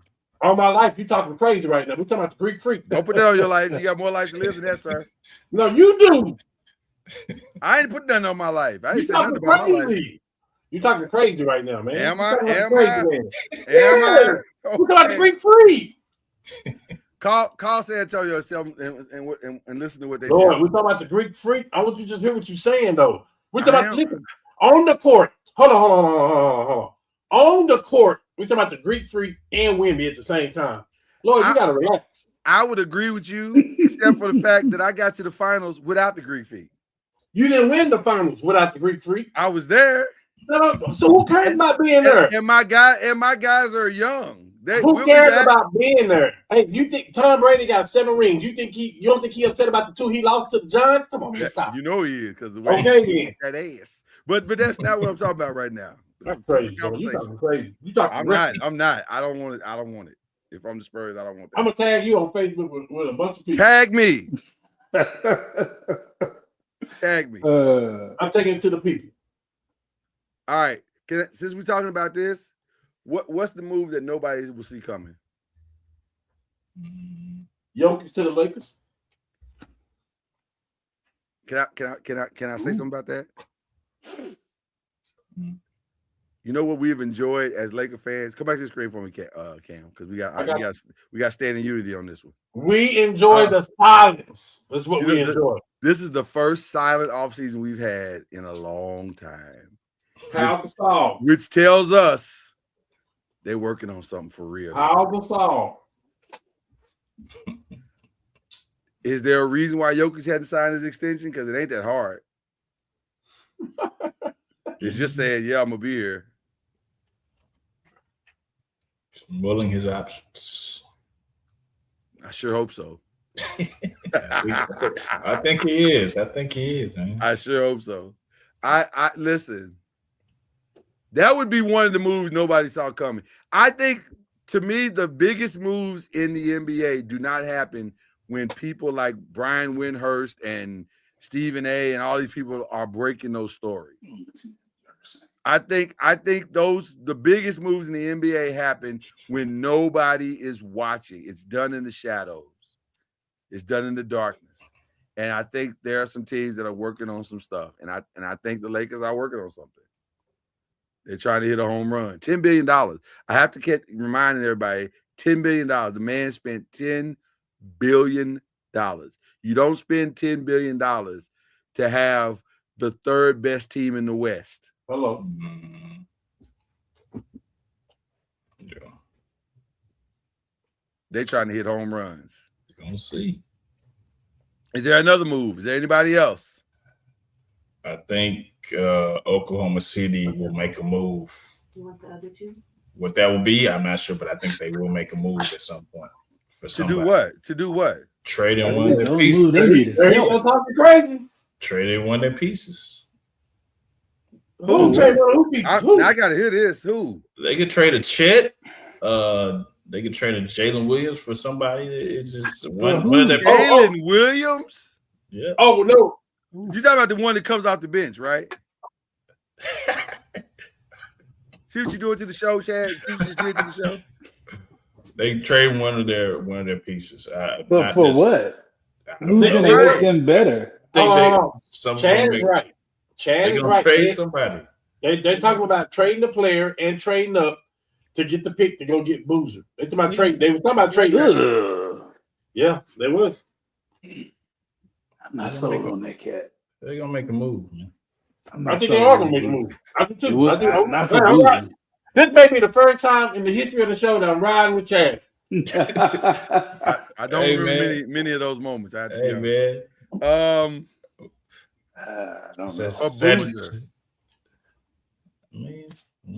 don't think Boozer gets them over the hump. Me personally, I think they just need health. You know, that series may be different if they're healthy. That is it. That's all they need. They really don't need to make a move. They need to get AJ Mitchell healthy. They need to get Jalen Williams healthy. That team is great. That team is loaded. They don't have to do anything. Why don't they go after Giannis? They don't need him. They don't need him. You're gonna trade sure things for Giannis. You got what you need. I'm just saying. I'm just asking. Chet, they got just as many rings as he got. Chet's therapy session is right before De'Aaron Fox's. Maybe have a joint session. No, I don't need no joint session. You don't want Chet's issue was only with one guy, though. I mean, that's still sometimes that's enough to get you on the couch. Yeah, but I mean, he didn't look like that against anybody else. De'Aaron Fox was bad, no matter who was in front of him. So you'd roll back with Chet. You run it back. Absolutely. I'm not changing that team. Now Chet gonna have to go see a sports psychologist to see why that dude got mind control over you. Got to. But that's been going on since they were 14, though. I know. Yeah, he deboed you for sure. Yeah. Because when you be quiet, if I was young, he'll be shooting again. He'll be shooting again. If I was Giannis, I would want to go somewhere like when you trade for me, we still got pieces and we still got pieces around me like that we can win. Isn't that Oklahoma City? Like Orlando, because you could do a trade centered around Ben Carroll, like something like that. That's what I would do. I would do something like that. Detroit. That's what I was just getting ready to say. Detroit. They don't want to pay the big man right now. They shouldn't pay him. Okay, $200 million is crazy. He needs to go see somebody too. Yeah, for a dude that can't shoot, that's crazy money. Now, if you putting up 20 rebounds and 7 steals a game to go with your 10 points, I'll stall you out. Well, here's the thing, though. I don't think Cade is that player, though. If he was playing with a Luka, if he was playing with a person that can get him involved like that, I don't think Cade is that guy. They pick and roll don't mean nothing to me. Luka's will. That for me, I'm just saying it depends on what team he's on. He needs the right player. He needs the right player. I don't think he's with the right player. You think Duran is on the wrong team? I do. And yes. you willing to pay $200 million to put him on the right team? Yeah. I put him on a team where you got a Bane over there, where you got a Booker over there, where you got outside shooting and stuff like that. What I said was $200 million. Yeah. $50 million a year. Yeah. For 4 years. Yes. Wow. Yeah, because you can fix his offensive game. What he brings on defense is good. Yes, I am. Okay. We were riding together for a while. Well, you got to get out right here. This is Arkansas. Bye. Yeah. I'm gonna have to. Let me go ahead and. Where's my drop at? I need that drop. I think I still have it. Yeah, here it is. Let me out. Oh, so you the guy that loved DeAndre Ayton. Okay, I get it. I didn't say that. I didn't say that. You didn't hear me say that. He's on the yard. He's on the yard sale just like everybody else. But I'm not. What I'm not going to do is do a trade for a dude that can't score at all. The right person will make him become a scorer. That's all I'm saying. So I'm going to pay for a younger Clay Capella. $200 million. You been disrespectful. $200 million. You been flat out disrespectful now. I am, but that don't mean I'm wrong. It don't mean you're right either, though. How am I not right? I'm just saying it don't mean you're right. $200 million is crazy, bro. And half the league probably would pay that for him too. Well, it'd have to be them paying it. Well, I'm just saying, though. That's where we at. That's the truth. I can't think of one team that would pay that. Go put it. I tell you what. Go put his number versus Mobley right now. What numbers that he has? Whatever numbers in the regular season, go put it against Mobley.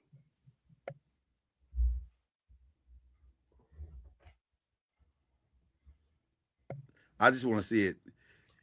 Can we pull up Jalen Duren and Evan Mobley's numbers side by side?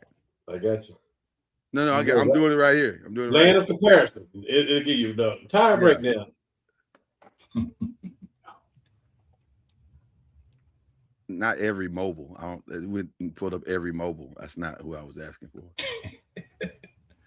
I was asking for Evan Mobley.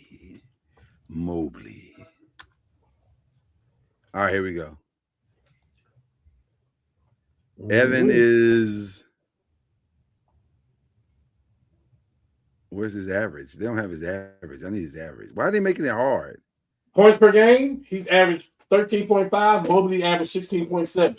Rebounds per game, Durant averaged 10.3. Okay. Mobley averaged 9. Assists per game, 2 to 3. Steals per game, they both got the same amount of steals. Blocks per game, they both average 1 block. And Evan Mobley is getting paid. So you got the same kind of players getting paid. They have that I feel like have a better supporting cast around him. How much is Evan getting paid? He's got a big contract, remember? That's what I asked you.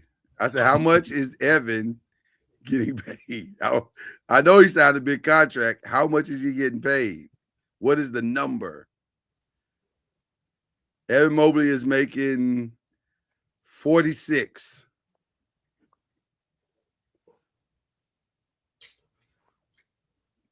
Byron, Chad, y'all want to pay Jalen Duren 46? 5 years, 270. 5 years, 270 is what he got paid. Yikes. 5 years, 270. And they got to the second round? Next year, he get paid 50. The next year after that, he get paid 53. 28, 29. I'm asking, is that worth 16 points? I'm just telling you they the similar players. This is the point I'm making. That don't mean What point are you making? These guys get paid like that. He is worth the money. That doesn't sound worth it to me. We got to start having realistic conversations with these. Hey, I'm telling you what the people are getting paid. I understand what you're saying. I understand exactly what you're saying. I just don't like it. I mean, that's where the market is going right now. That's the way now. the NBA is shaped though now. What you mean? You don't like when De'Aaron Fox is going to get paid either, right? But that's what he's getting. I hate it. I hate it. It can't go down. You don't like what we're going to pay Austin Reeves, right? But that's what he's going to be making. Well, offensively, Austin is proving his worth. Now you broke it down the offensive. No, hold on. Well, I have to because he can't guard nobody. Okay, well, defensively, Evan Mobley is worth it. I don't know if he's been on the defensive team the last 2 or 3 years. I got it. I got defensive player of the year. Yeah. All right. Who are the 5 teams that has the most pressure? Lakers is number 1. Your 5 teams. Lakers got to be number 1. Yeah. Because Luka window is going to be short real quick. You don't want to get him the rumbling in 2028. Yeah. You got to go to the West Conference Finals next year. Now, hold on. Luka, you getting hurt? That's on you though. We don't know what's going to happen. You got to be healthy. We don't know what could happen. That ain't on the Lakers. We don't know what's going to happen. One of the number one things the Lakers got to fix is his usage. He can't do. You talk about doing everything, Chad. That dude was doing everything. Lord. Well, offensively anyway. He single-handedly went out there and tried to win the MVP though.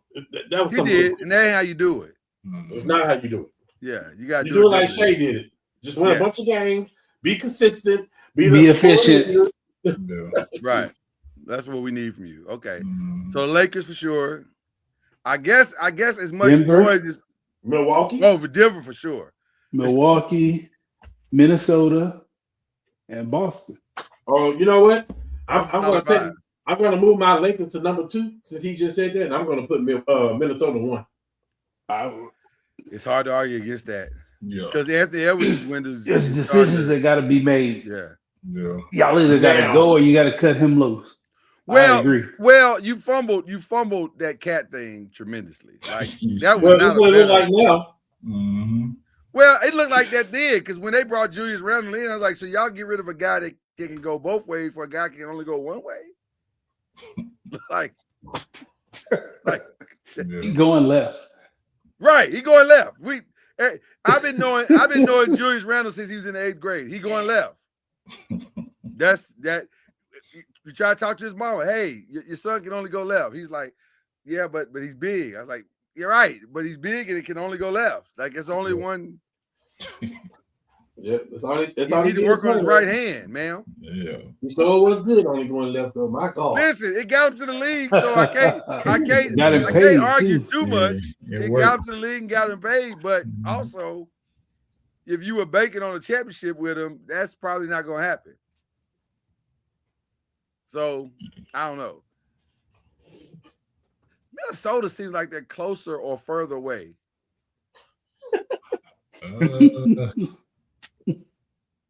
I mean, yes. Right. That's kind of how I feel, Byron. Yes.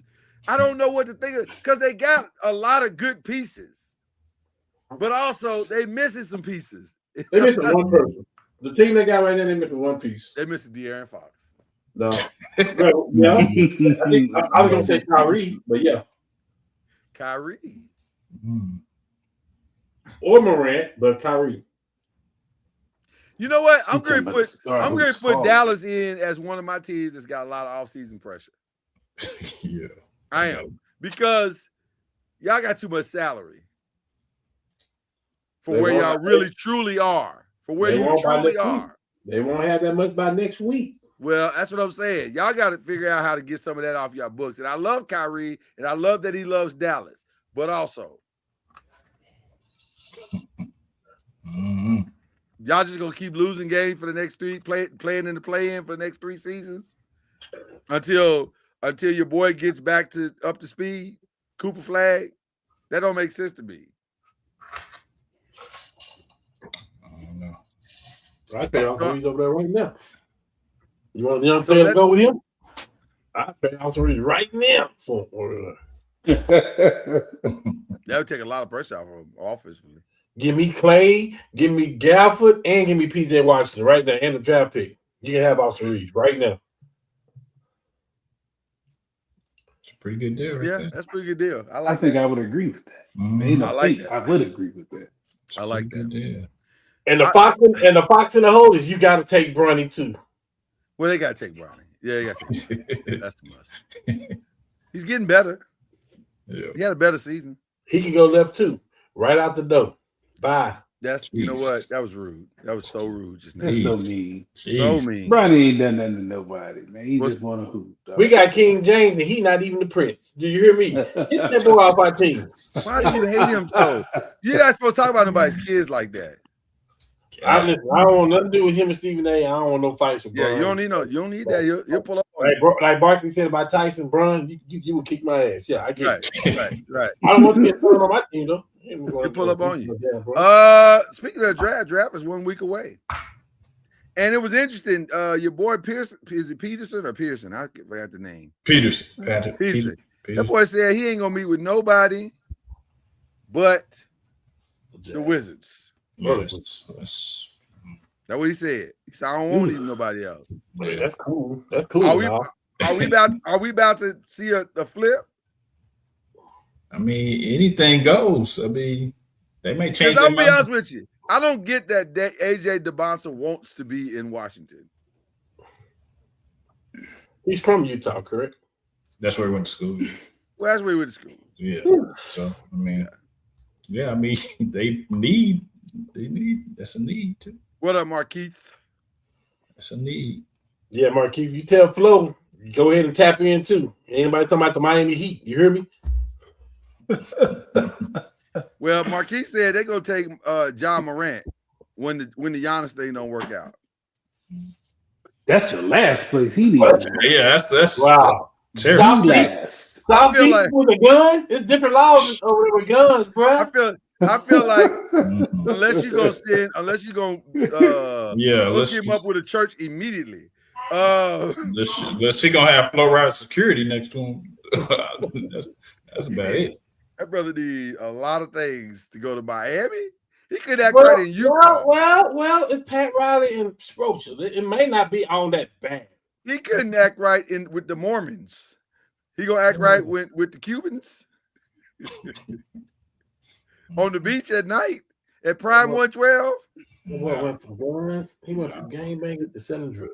It don't feel like it's gonna work out. I ain't say he was selling drugs. You didn't even say he was selling drugs. I'm just saying the Cuban women like to party. Miami ain't it. That's I think he got a good supporting cast around Miami. Who? With the coach and Pat Riley, it may not be bad. That old, bro. He ain't getting out of his bed to go bail out John Morant. Pat had Magic. Hey, don't y'all forget Pat had Magic. Yeah, but Magic was low key. He was doing this dirt on the low. Well, it's so low. When it come out, it wasn't so low, was it? Maybe that's why he won't do it, because he done did that already in his lifetime. He won't do that again.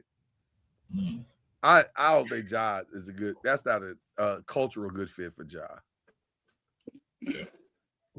Ja problem is Ja though, so nowhere's a good fit. I agree with that. I was just thinking that because he cutting up in Memphis like that. Now listen, that's true.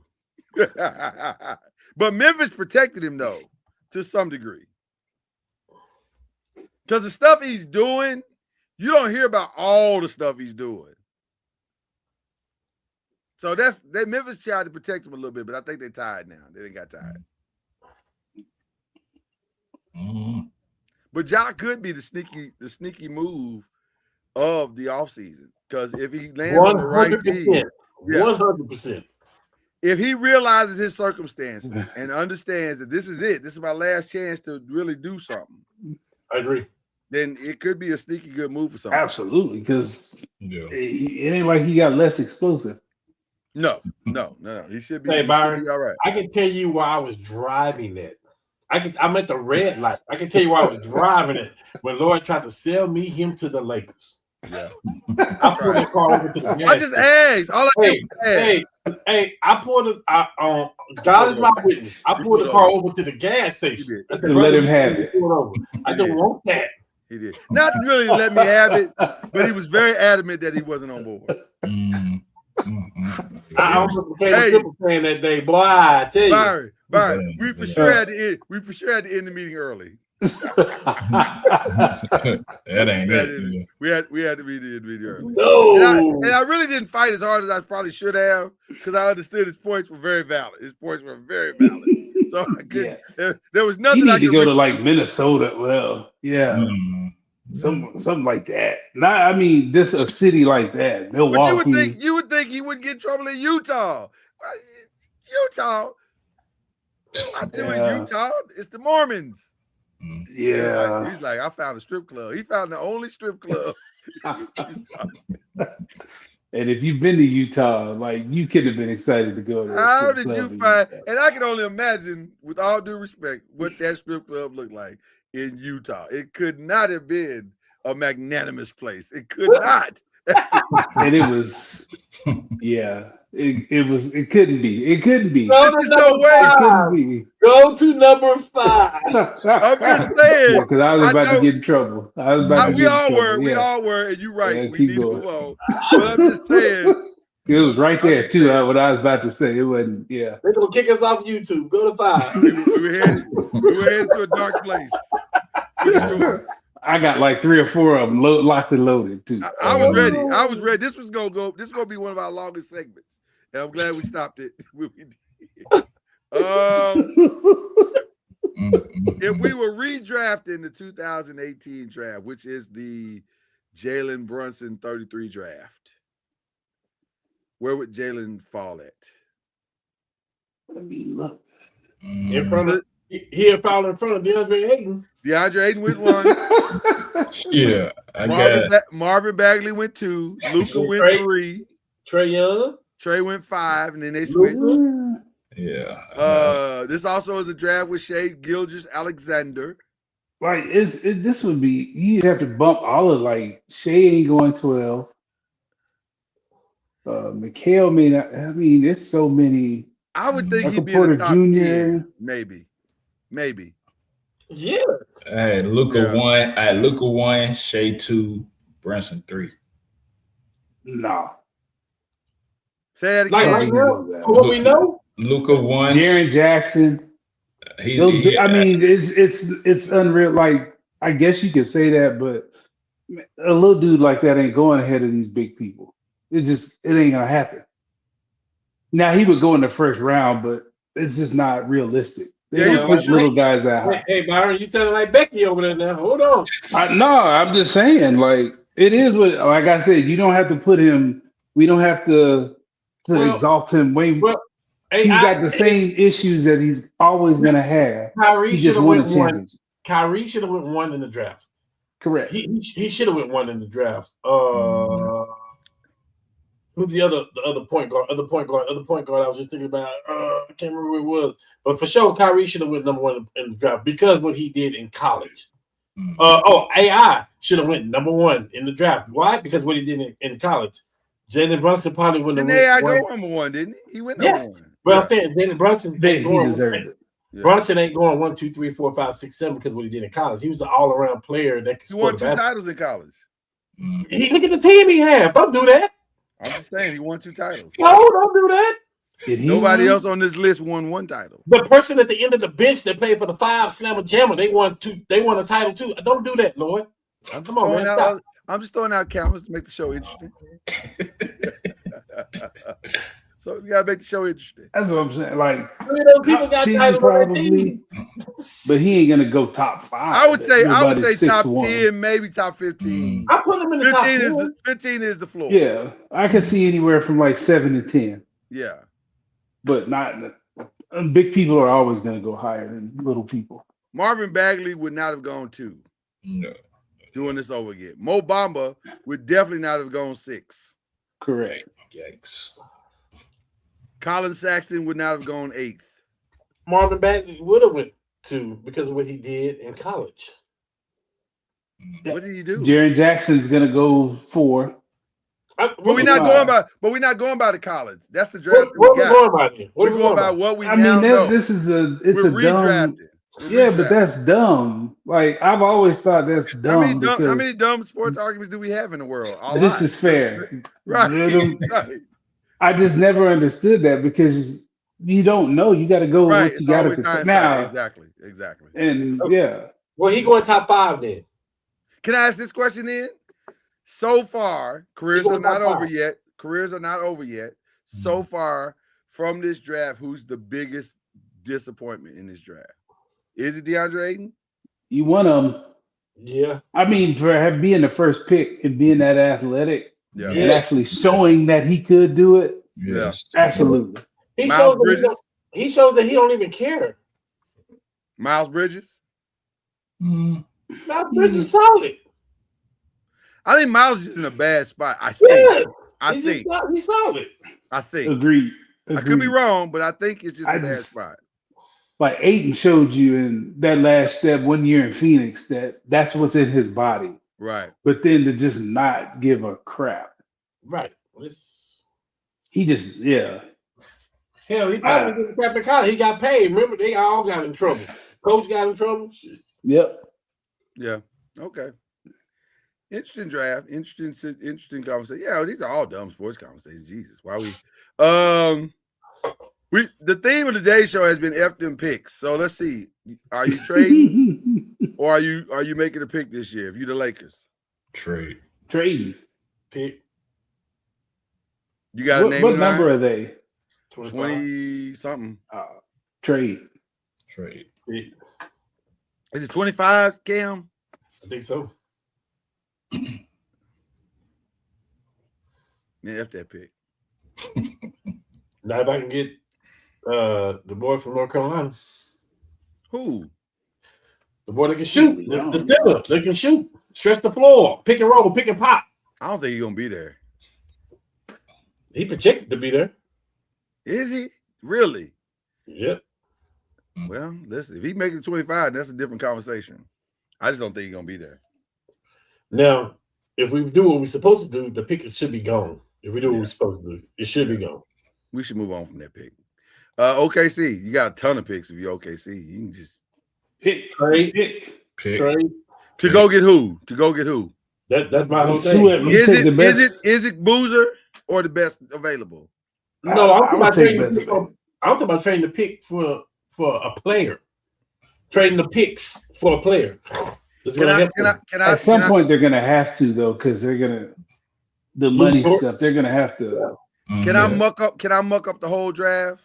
They may lose Luke Dort and Hartstein this offseason. Yeah. I think you let Luke Dort go. Like I wouldn't re-sign Luke Dort. But can I muck up the whole draft? You said that easy. I did. I would go get Caleb Wilson. I'd take some of them picks and I see if I can go get Caleb Wilson and really I think Caleb Wilson is gonna be way better than people think that he is. Like, to me, dropping the 3 or dropping the 4 is crazy to me. To me, he's easily the second, if not the first best player in the draft. Whoa. He's really good. He's really good. Whoa, man. He's really good. Take some sauce off the steak, brother. I'm taking it out. Put more peppercorn sauce on my steak, please. He got a lot of dip on his chip. Put more dip on my chip, please. Whoa. Soak my chip in dip. That's almost disrespectful, man. Whoa. You just do not like AJ. It's not that I don't like him. I'm thinking about it's teams just that like are trying to win right now. Excuse me? And a lot of these teams are trying to win right now. They need somebody right now. AJ gonna be all right eventually, but maybe not right now. Why not? I just don't think he's ready. I think there's a lot of stuff that he's missing. Like what? Just experience, mostly experience. All of them are missing experience. I agree with that, Tim. He's a rookie. But I think the most plug and play guys in the draft, like I've said before, are Caleb Wilson and Darius Acuff. I think they can plug into a team. Obviously, we know why you say Acuff. Why would I say it? Because he's in Arkansas. They got jack to do with it. They got jack to do with it. Is he in Arkansas? He isn't now. He's about to. Guy that you said, hey, he's the guy that you argued me down and said he's gonna be picked over AJ. By the way, I said he should be. I never said he would be. He should be. I would take AJ first. I would take Caleb. So you versus the rest of the league. Everybody got number one pick picking AJ. I don't care who you are. Now, should I be taking this advice from the guy that said they should pick Zion first? Eat my duck. Who said that you pick Zion first? You did. Hey, boy, I've been hating. I ain't never said nothing about no damn Zion. He wasn't even the best player on their team. I ain't saying about no Zion. Well, who did you say? Don't do me. Hey, don't do me because I don't like Zion like that. I wouldn't even pick him. Don't do me. I didn't realize we were in such lockstep because I was saying from the jump, I was like, I don't see. Cameron ain't said you fired me. Well, Cameron ain't said nothing like that. Okay, fair enough. I listen because I was saying the same thing. I was like, why is everybody so hyped on this dude? Like he blew out a tennis shoe. Like who does that? Who blows out a tennis shoe? That's crazy. If that ain't our team, bro. Against our team. Hey, if that ain't a telltale sign that you about to make a mistake, I don't know what is. That's the Lord trying to tell you about to make a mistake. Okay. Now, should we pick? Should he go number one in the draft? Yes. If you were thinking of him in the 7th grade, 8th grade, hell yeah, he should. Right. Ducking on 8th graders, yeah, of course. By the way, as predicted by this show, Joe Dumars said, come to our lawn at 8 a.m. and everybody will be on the table except for Fears, Queen, and give me the other one. It's three of them. No, it was. You're right. It was just Fears and Queen, but everybody else, you can shop. So Zion may have a new home when this is all said and done. I don't know where that would be because people have seen him play and not play. They've seen him not play more than they've seen him play. Yeah. Do the Spurs keep their picks? Yeah, they do the same thing OKC do. I think they keep their picks and they trade Fox. That's what I think. You done hit in the draft the last 3 years in a row. Oh my God! Keep your pick. Jesus. 2 rookie of the year. Yeah. You keep your pick. Clearly, y'all doing all right. Y'all doing all right. Hey, and here go the crazy thing: if De'Aaron Fox would have got hurt this year, and De'Aaron and Harper would have started, he might have got rookie of the year. Right. You might have a championship. Yeah. You might have got a job back. Your team, should they keep the pick? Trade. What pick y'all got, Chad? 11, 12. I think 11. A lot of solid players at 11 and 12 still. Yeah.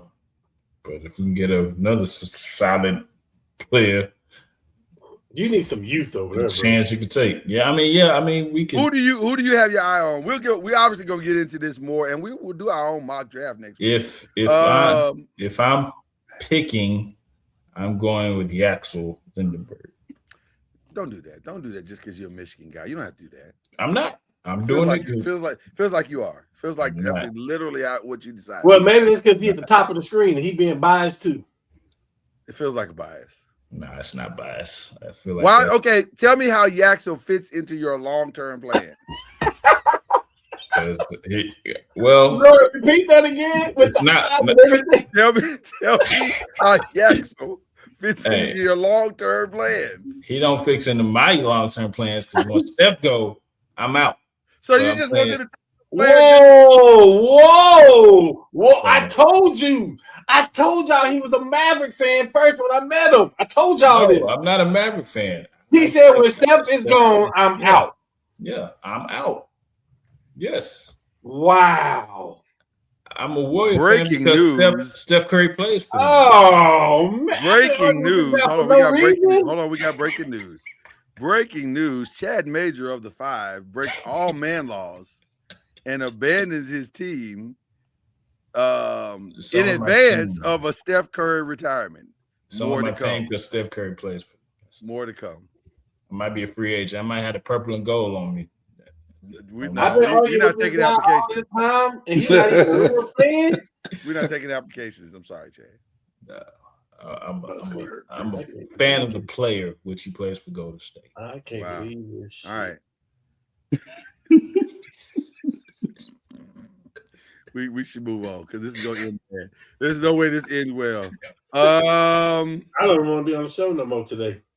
Well, we're gonna go quick. We got some other quick issues to talk about. Final mini camps are going down this week. Brandon Ayuk is wilding on the internet. He is wilding. He done went live a couple of times and said the reason why y'all mad because y'all had to pay me. I'm like, that's not gonna get you a job at all, sir. Like, I don't think Brandon Ayuk is gonna play this year. I'm gonna be. I do. I can tell you where you're gonna play it. Oh, I love to hear that. Where's he going? He'll be at the Star. He'll be where? He'll be at the Star. Nah. Is that George Pickens insurance?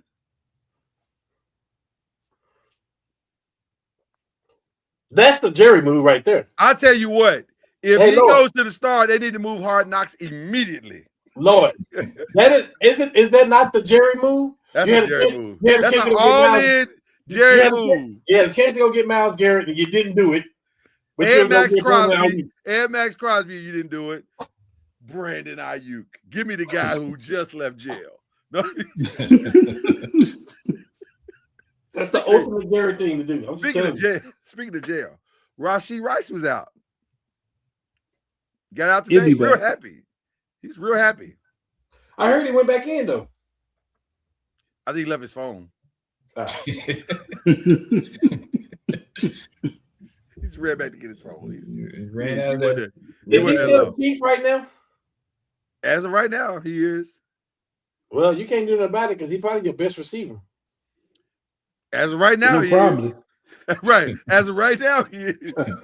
So, they kind of stuck between a rock and a hard place, which is usually where prisoners are in jail. I'm sorry. That was y'all deserve it.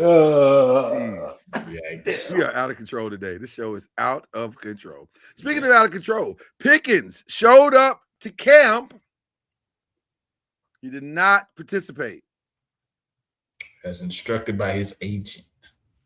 I think He the was meetings there. are more. I don't blame him. The meetings are more important than the on the field stuff anyway. Can I fix this for y'all? Jerry done messed this up again. You should have paid when you had to check it. Now you had about 3-4 receivers and they got paid, broken off, and now he got leverage. This is not good. Well, he It's said over. today, he said all the right things. He said, I'm willing to play on the franchise tag. He did say that. He said it, but You know he don't have to show up to like week 6 he don't have to show up until week 6. And he or probably something won't. like that. Yeah, And he he don't probably have to won't. show up on time. He can And sign that that might determine their record this year if he don't show up to week 6. Yeah, he don't have to. Yeah, and I can see that idiot doing that. I show up at the It latest does possible moment. Byron, it does feel like this is all a setup for something very cowboyish. Shout out to Brandon Ayuk though; he'll benefit from it. Speaking of other, I didn't put this in the docket, but I heard that quietly Stephon Diggs is been talking to the Commanders. I have the perfect place for him too. It might be the Commanders, his hometown team. Yeah, it'd be good. I mean, he don't have to be the man now. Yeah. I Like got Scary the perfect- Terry. I got Where the would you perfect- where would you place him? Where would you place him? New England. He's already been in New England. He don't want to play with AJ. He don't want to be second to he AJ. He should go play with AJ and the boy they got from Green Bay. Yeah, that would be a stupid receiving core. It would be. Yeah. But he had a bad experience in New England. Which was who? Cardi B?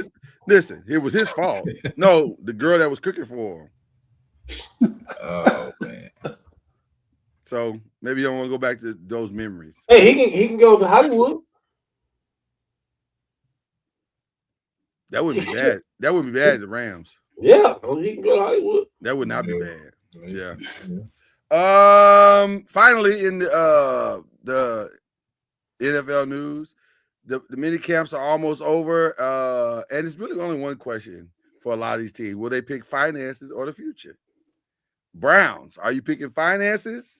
Your current financial situation, so you have to start Deshaun because you're paying them a boatload of money.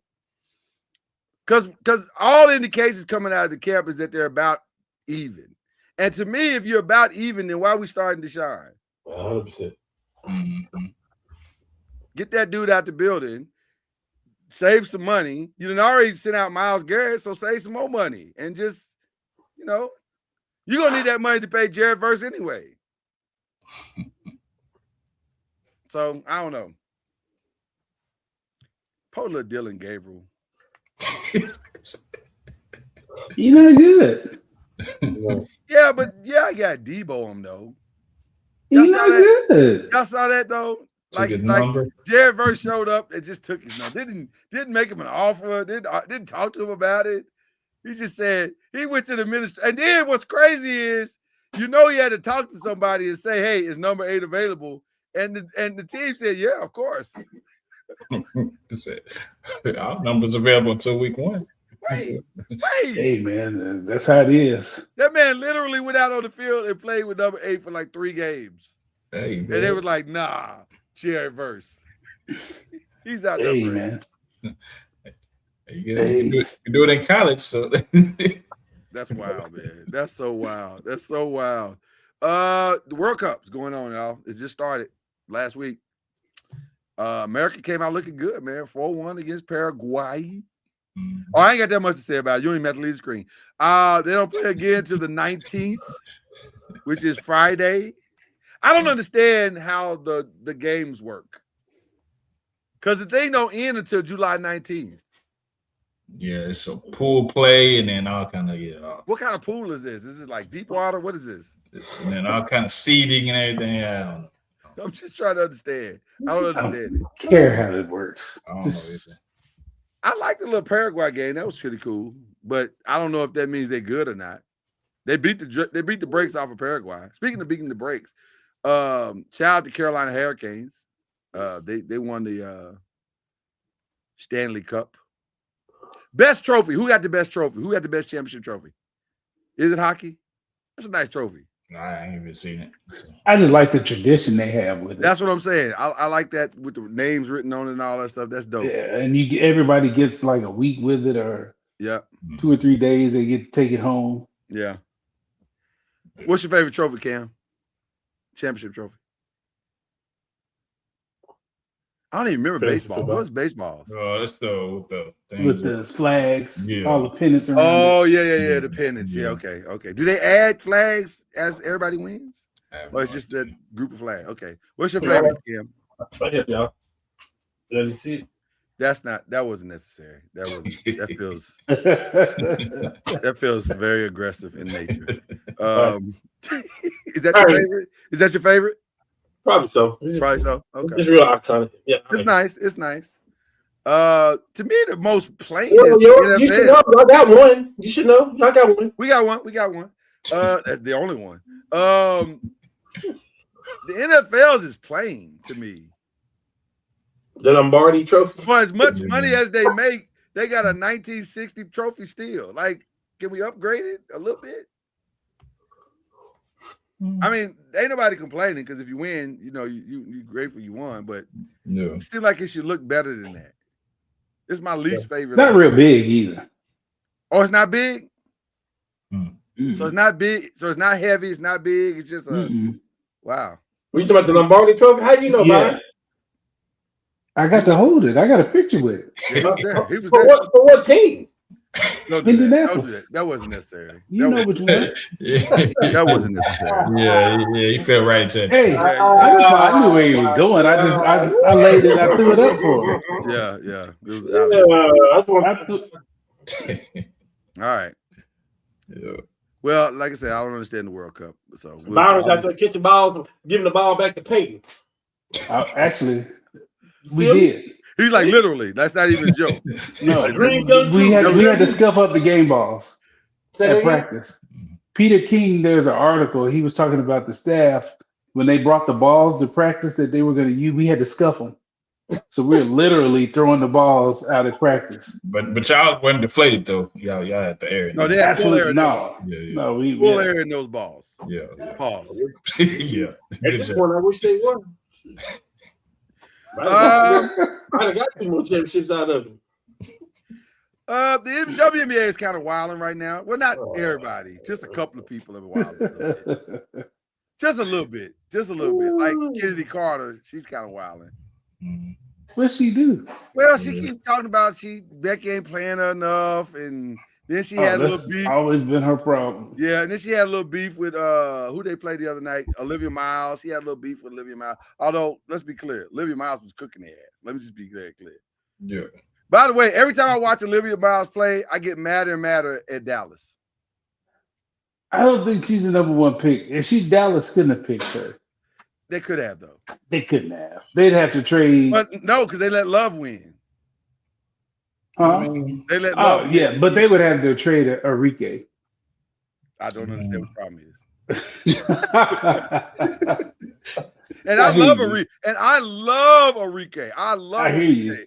But no. Olivia and Paige would have instantly been the best backcourt in the league. Instantly. Yeah. Olivia was talking about this last night. She was talking. Yeah, crazy. She was. Right. She got a tag and everything. Sideways. Tell that flopping girl to get off the court. I was like, hey, Rook, calm down, Rook. Just settle down. You're a little. No, fuck your ass, because you out there cooking. She is cooking. Right now, she's far and away the rookie of the year. It's not close. It's not even close. Right. It's not close right now. Right now. AZ has her good days and her bad days. And, Love will do that to you. Love will last night, she could shoot, man. Listen, Love will make you have some good days and some bad days. The days that she's scoring, that's probably a good day, a love day. Day she's not scoring, All right, final five. Brendan Sorsby decided he is going to the supplemental draft. It may not end where he thinks it's going to end. Byron, I had the exact same thought. It may not end the way he thinks it's going to end. Because normally you go to a draft when you think you're going to be drafted. Mm-hmm. I was trying to find a team that was going to draft, because if they was going to draft him, they'd have drafted him by now. I'm just saying. Am I wrong, Byron? Am I wrong? No, he would have came out. He wouldn't even be going to Texas Tech. He would have came out last year. So. I feel like this is going to end bad. And then he can't go back. Can he go back? I guess he'll go back. No, it's over. So this is over. Once you apply for the supplemental, it's like you declared. Oh, dang. Maybe he did it because he was like, I'm sick of this and I want to. Somebody will bring him into camp. He should go to camp, but drafting somebody high? No. Little Birdie told me the gambling issues go even further back. Yikes. To like high school. He's been doing this. So he does have a problem. Well, we knew he had a problem. He bet 90,000 as a freshman. Damn. Hold on. I got to drop for that. Wasn't it? It was like 90K he dropped. Man, like that's a lot for a college kid to be betting. He didn't bet that in high school, right? I don't know. I know the rumor is it goes back. I'm not. Well, that's what. There's a reason why he bet more in college than high school. Yesterday's price is not today's price. So I just don't know how you touch a gambler. Here's how crazy his gambling problem is and his enablers are. That dude has an admitted gambling problem. And Texas Tech is like, you know what we should do? We should put him back out there. that was that solution to the problem. Put him right back where the problem began. That makes a lot of sense. I feel bad for the kid because somebody should have pulled his coattail a long time ago. It has not happened, and this doesn't feel like it's going. This story doesn't feel like it's going to have a happy ending. So we digress. What are we watching? This is the final 5 questions. What are we watching? It's summertime. What are we watching? Clearly, Cam ain't watching the WNBA. Definitely watching that. I got one more. I'm caught up on I got to watch the barbecue brawl from. I just started. I gotta watch that one. And then I've been watching 100 Cooks, but it's confusing. Yeah, it's too much for me. My adult ADD is I can't It's handle very that. confusing because it's like 2 people and then 5 people, and then 30 It's people. too You're much. like, I don't get it. That's too much. I can't. And then we're watching Love Island. So I want to. I mean, we gotta watch it because full I disclosure. don't want to watch it though. Well, full I'm kind of disclosure. pissed off at everybody. So Oh, good. Full disclosure. I am watching it as well. Watch it with my daughter. Same. We're waiting on her to come back from training now so we can watch. It's a lot. First of all, them jokers are on Cam 6 days a week. Mm. The only day they're not on is tomorrow. It was Wednesday. Yeah. But they're on every day, doing something every day. So I don't like the commitment to that. Let me just start with that. That's not my normal commitment to a TV show. I don't want you every day. Once a week is usually what I give you. So I don't love that. And then they're liars, Cam. They're liars. They're all liars. Oh, it's bad. It's bad this year. My Bad. my daughter said this is terrible. Let me just tell y'all in advance. This is a terrible, offensive joke, but it's funny as hell. She said it's on brand for tonight. She said this should be called herpes alley because she said I ain't never seen this much kissing in all my life. Oh. I said you are correct, man. These folks, this season is definitely freaked out. They are kissing, and I mean she'll kiss one and then hop over in the same, and I'm like, you just kissed him. Why you? That's a lot of kissing. Listen. Yeah, this one is They breaking records out here. It's overly freaked out. It's a lot of freaked out. And then the crying is too much. It's too much crying. It's too much emotion. I don't want all this crying. I'm not here for that. Why are we crying? Why are we doing all this crying? Yeah, I'm with you on that. I'm not a big fan of this season. I think they need to start over. Like, just kick everybody out. I actually liked last season. It was not bad. I didn't like last season. Season 6 was the best. Yeah, I have heard that season 6 was better. I actually like last season, my first season watching it. I actually, there were parts of it that I thoroughly enjoyed. Because I love a good social experiment. I do. I'm a fan for a social experiment. But this is a lot. This is a lot. It's a lot. It's a lot. Listen. It's a lot. It's a lot. It's a lot. It's a lot. Yeah. If you ever get a chance, watch season 6. Okay. They actually played the game. They all did it. They did it the right way. It was still some shadiness. There's always gonna be something. Yeah, it's always gonna be something. But they played the game. They did it the right way, most of them. Okay. Been watching The Shy. I've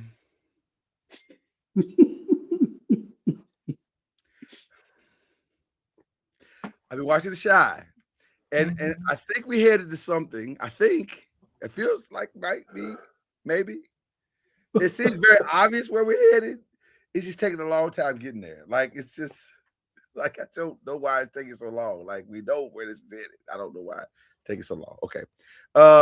Raising Kanan came back too. I don't like that one. Cam, do you watch Raising Kanan? No? No? Yes? No? Maybe? Of course. Okay. First episode was fire. I have to admit. Smoking. They came out. They came out. That's what I thought The Shy was gonna do. They didn't do that. They didn't come out on fire. But Kanan was like first 5 minutes. Here we go. Y'all ready? Bam. We was like, whoa. That's tough. Yeah. I was like, for real? That's how we start. For real. So I like the. Did y'all watch the one with Tommy? Oh yeah. I love that one. The ending was fantastic. That last season was fantastic. Yeah. On the edge of your seat the whole time. The whole time. Anything they got to do with Power, I haven't seen it. Yeah. They got another one coming out too. Yeah, Origins is coming out. Yeah, and also, I'll watch that one. Which I do want to see Origins. And then Legacy is the last one. Which I have mixed emotions about Legacy. But to that same point, I didn't think Power Ghost was going to be good. And that last season of Power Ghost turned out to be really good. All of them were good. Yeah, it turned out to be fantastic. So, And the fact, like he said, the fact that Tommy and Tariq wound up, that's yeah, I'm with you. Okay. And then he going back, yeah. Now I'm gonna say this, and I'm leaving it alone. Everybody got their opinion. Yeah. Ghost ain't dead. That's all I'm gonna say. I'm with you. I'm with you. Wait for it. I'm with you. I'll just say this. I hope that's true. Because I thought it was a mistake to kill him off in the first place. Yeah. That's the only mistake I think Courtney Kemp has made throughout all of these. I was like, why? There's no why?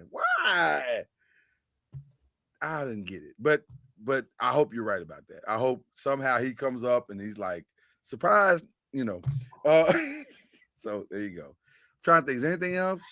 I think that's pretty much it. I'm probably watching some other stuff too. Like my girls and I will watch America's Got Talent tonight. We like that. I watch me and my wife finish Running Point. We watched that season 2. I saw Running Point. The season 2 was Sorry. Yeah, it wasn't as good as the first one for sure. Yeah. We've talked about Nemesis, right? We've already talked about Nemesis, right? Mm-hmm. Okay. I'm trying to think of anything else. Oh, Is everybody caught up? Did everybody finish it? Finish it. Right, because we have some people that was behind. I haven't yet. I will. Okay. I will Wait, this weekend. I have time this weekend. I will. Okay. When is I want to hear everybody's. I want to see what the direction y'all think is going. When is House Season of 2. Dragons new season? Is that tonight or Sunday? Okay, so House of Dragons is back Sunday, and that ended on a massive cliffhanger. If you're a Game of Thrones person, I don't know if you are. But I have not watched anything outside of that yet, but yeah, I am for sure. House of Dragons is a good time. House of Dragons is a good time. It's creepy. It's got that Game of Thrones creepiness at times. Okay. It's got that. It's gonna have that. They're gonna do some stuff to make you go, ew.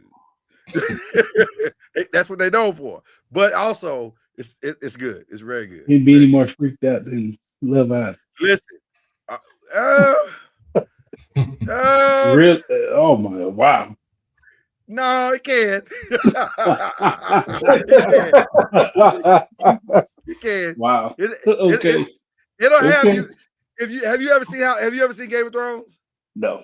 Yeah, first episode of Game of Thrones, right out the gate. You're just like, what the is that?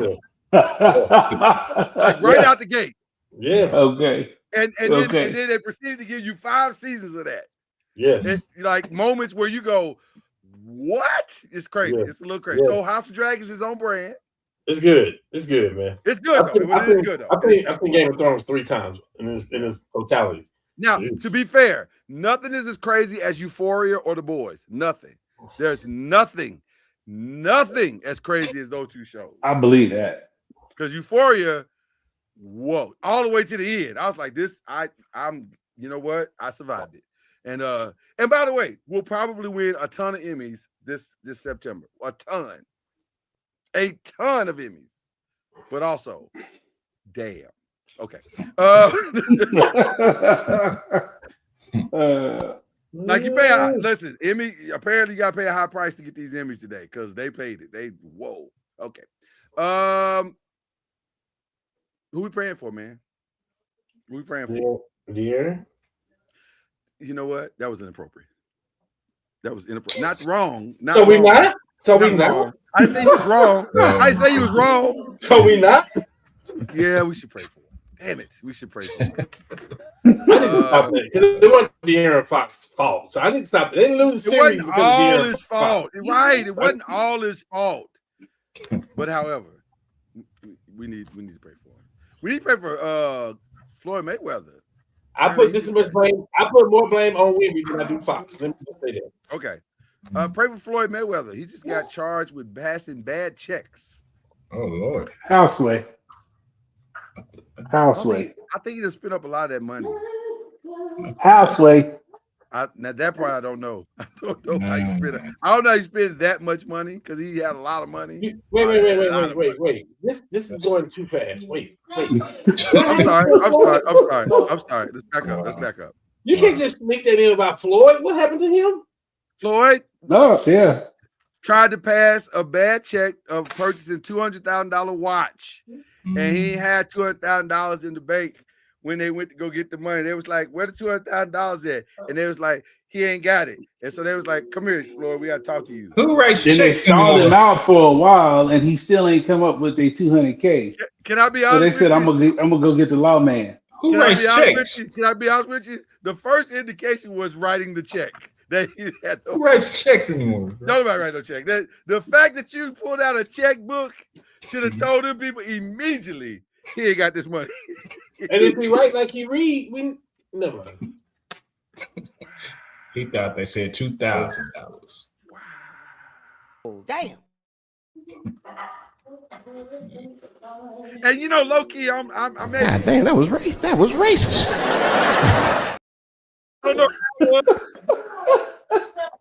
Oh my goodness. To be honest with you, I'm not sure how it was. It felt like it was because you didn't say that about Ryan Garcia. You didn't say that about Ryan Garcia. I don't know. I don't know why he threw his name. That's the first name that popped in my head. Yeah, we off the chase. Yeah, Floyd had checks, and now he literally wrote a check that his ass couldn't cash. He literally. All he had to do was sell one of them cards, and he would have paid the debt. You know what you mean, right? You do know what you mean. If found guilty, he could face 1 to 4 years, and up to $5,000 fine, according to Nevada state law. But also, felony theft carries prison terms of 1 to 20 years and up to $50,000 in fines. I don't think it's gonna come to that. I feel like his lawyers, surely his lawyer. But if he ain't got no money, it might though. If he ain't got no money, you know what this means.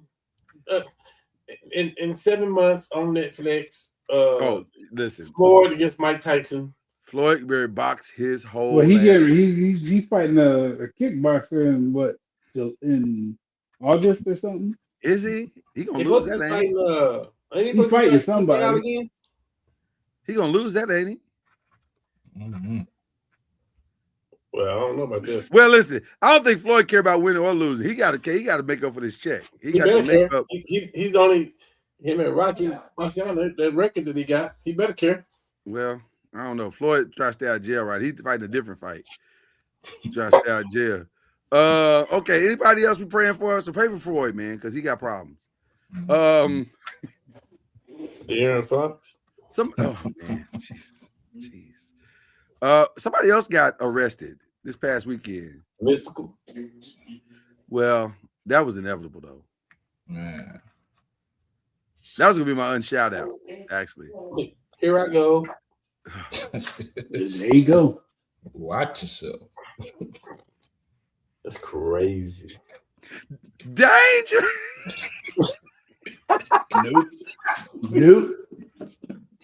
Nope. I'm sorry.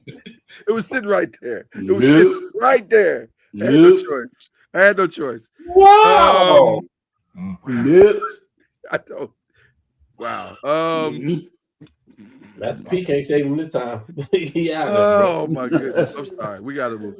Yes. Oh, I know who it is. I know who our prayers are for. This Alden Smith family. That's who it was. That's what I was trying to remember.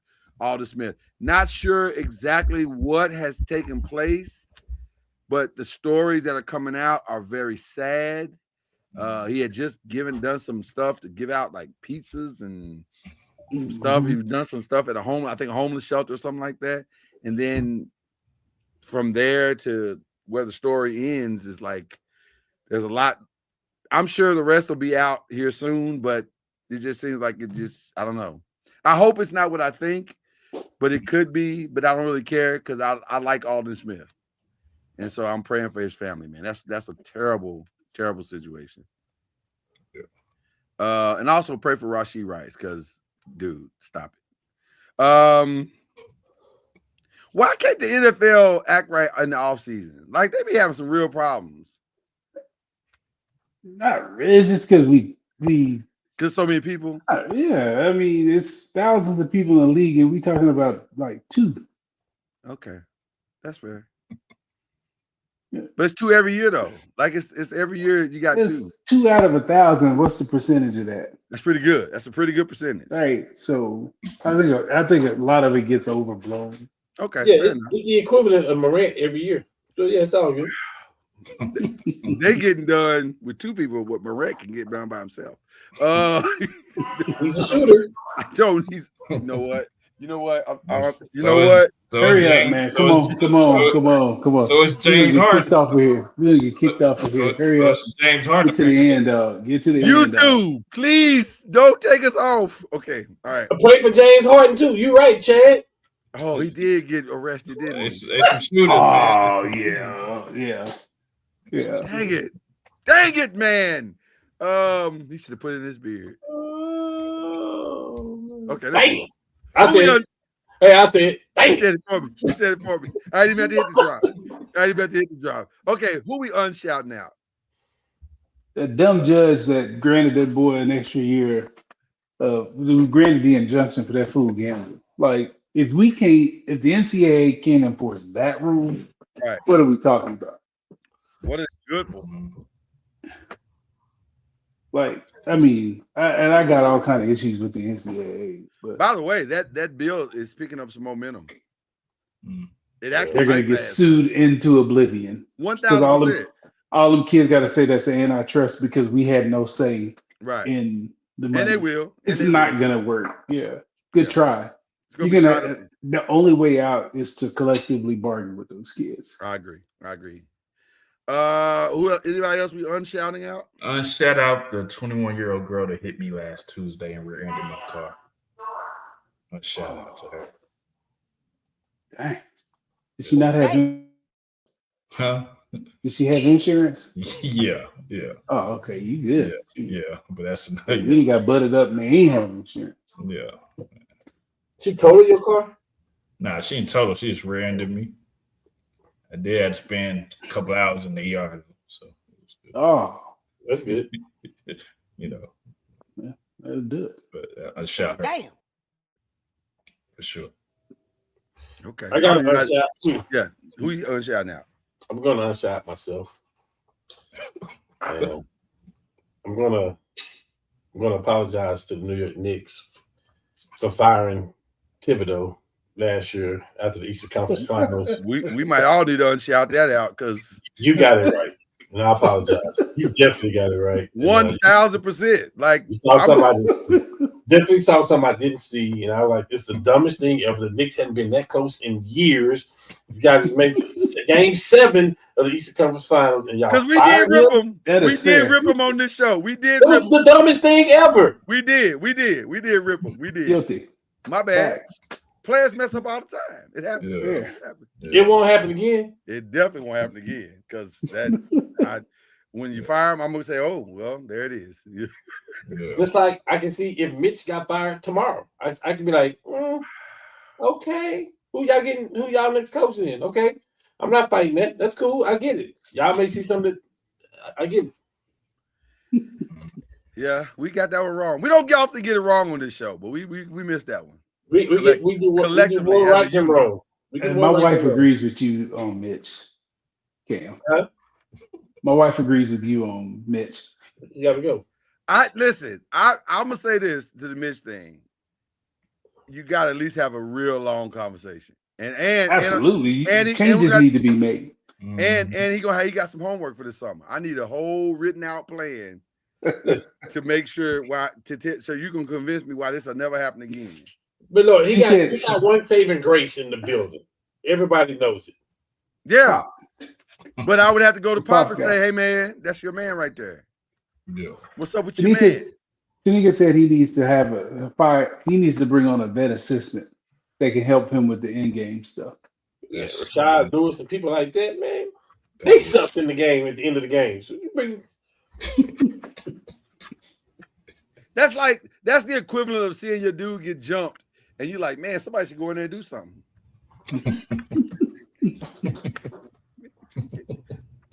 And then the next day, come back and your man's getting jumped, and you're like, "Man, he getting jumped again. Somebody should do something." Yeah. And then 3 days later, your man get jumped again. You're like, "Somebody should really do something. This is crazy. This is the third day he been jumped." Okay. And then the fourth day comes along. You're like, "Damn it, man. Why are you getting jumped?" Okay, I'm sorry. But I'm just saying it was bad. It was bad is what we were trying to say. All right. Who we shouting out? Who we shouting out as we close the show? Who we shouting out? The Man, I Big love this 12 for podcast. taking a stand. They did. They was like, no, nigga, you ain't. I mean, they didn't say it. They didn't say that, but They may. Well, They may have, did. they may have said that. not Not about publicly. him, but Not with publicly. other people. Not publicly, but Yeah. yeah. They But kinda they at least like, nah, Ken Paxton and everybody else, we getting him up out of here. Yeah, you got to go. You got to go, player. You got to go home. And not because we scared of you, but because you literally bet money on these games. Fam, come on. What are we doing? Facts. Okay. All right. So shout out to the Big 12 for having some stones. I think it's only appropriate that the first shout out goes to equally. We can all say this to Mike Brown because listen, I salute you, sir. Mm-hmm. Future Hall of Famer Mike Brown. Man, facts. They should literally put him next to Doc Rivers. Put ahead of him. Right. Here's Mike. Here's Doc. Right there. yeah. I had Mike somebody did his thing. Mike did his thing. I had somebody tell me today, I can't believe that the Mavericks had him and Luka, and they let both of them go. And then I said, listen, they didn't let Jalen Brown go. I mean, Jalen Brunson go. Jalen Brunson was going straight to New York. That's where he at. That's where he's from, that area. His dad is up there. It ain't nothing the Mavs could have done. And you're not finna overbid for nobody at that point. That's crazy. Yeah. So and also shout out to Worldwide West. Whatever it is you do, it worked. Mm-hmm. I don't know what you do, but it worked. yeah. So Yeah. there you go. Yeah. Okay, that's a great shout out. That's a great shout out. Shout out to Baker Mayfield. That's my shout out. I just enjoy petty Baker Mayfield. It's fun. I'm enjoying it. I like it. I'm here for it. And guess what? And by the way, that ain't Petty Baker. That's Baker. I'll give him that what he do. and what I really love about it is that the Bucks have no choice. What can they say? No. They ain't got no backup plan. So y'all gotta take this L. I'm gonna say what I want to say. This is my team now. And by the way, I might be here longer than you, Ty Boyles. So just saying. And I hate that. Oh, I have another unshout out. I gotta go back to unshout out for just a second. I'm sorry. That was the thing I was trying to tell you the other day, Cam. I have an unshout out. I got a big problem with anybody saying anything to Charles Barkley about what he wanted to say about Mitch Johnson. I have a real problem with that. That was the dumbest basketball we've ever seen in the NBA Finals. And it don't have nothing to do. And the black coaches that called Charles and say, hey, man, you shouldn't say nothing about a black coach. Hold on, fam. Y'all said something about Doc Rivers when he did dumb stuff. He doing something dumb right now. Y'all said stuff about other black coaches when they do dumb stuff. Nate, what's his name? Nate, you know what I'm talking about. That coach that Doc stole the job from. You know what I'm saying? Ty Lue got the smoke. All of them get the smoke. That's just what it is. It ain't got nothing to do with your race at that point. They played dumb. So Charles shouldn't have to be on inside the NBA apologizing to nobody about nothing. No, the coaching was bad. The players were bad. It was just bad. Okay, I'm sorry. I had to get out. But shout out to Charles for making the apology. He shouldn't have, but he did it. So I guess he felt like he did. Yeah. All right. Is that it? Are we good? Everybody else? Yeah. I do want to say that you talking about the splash.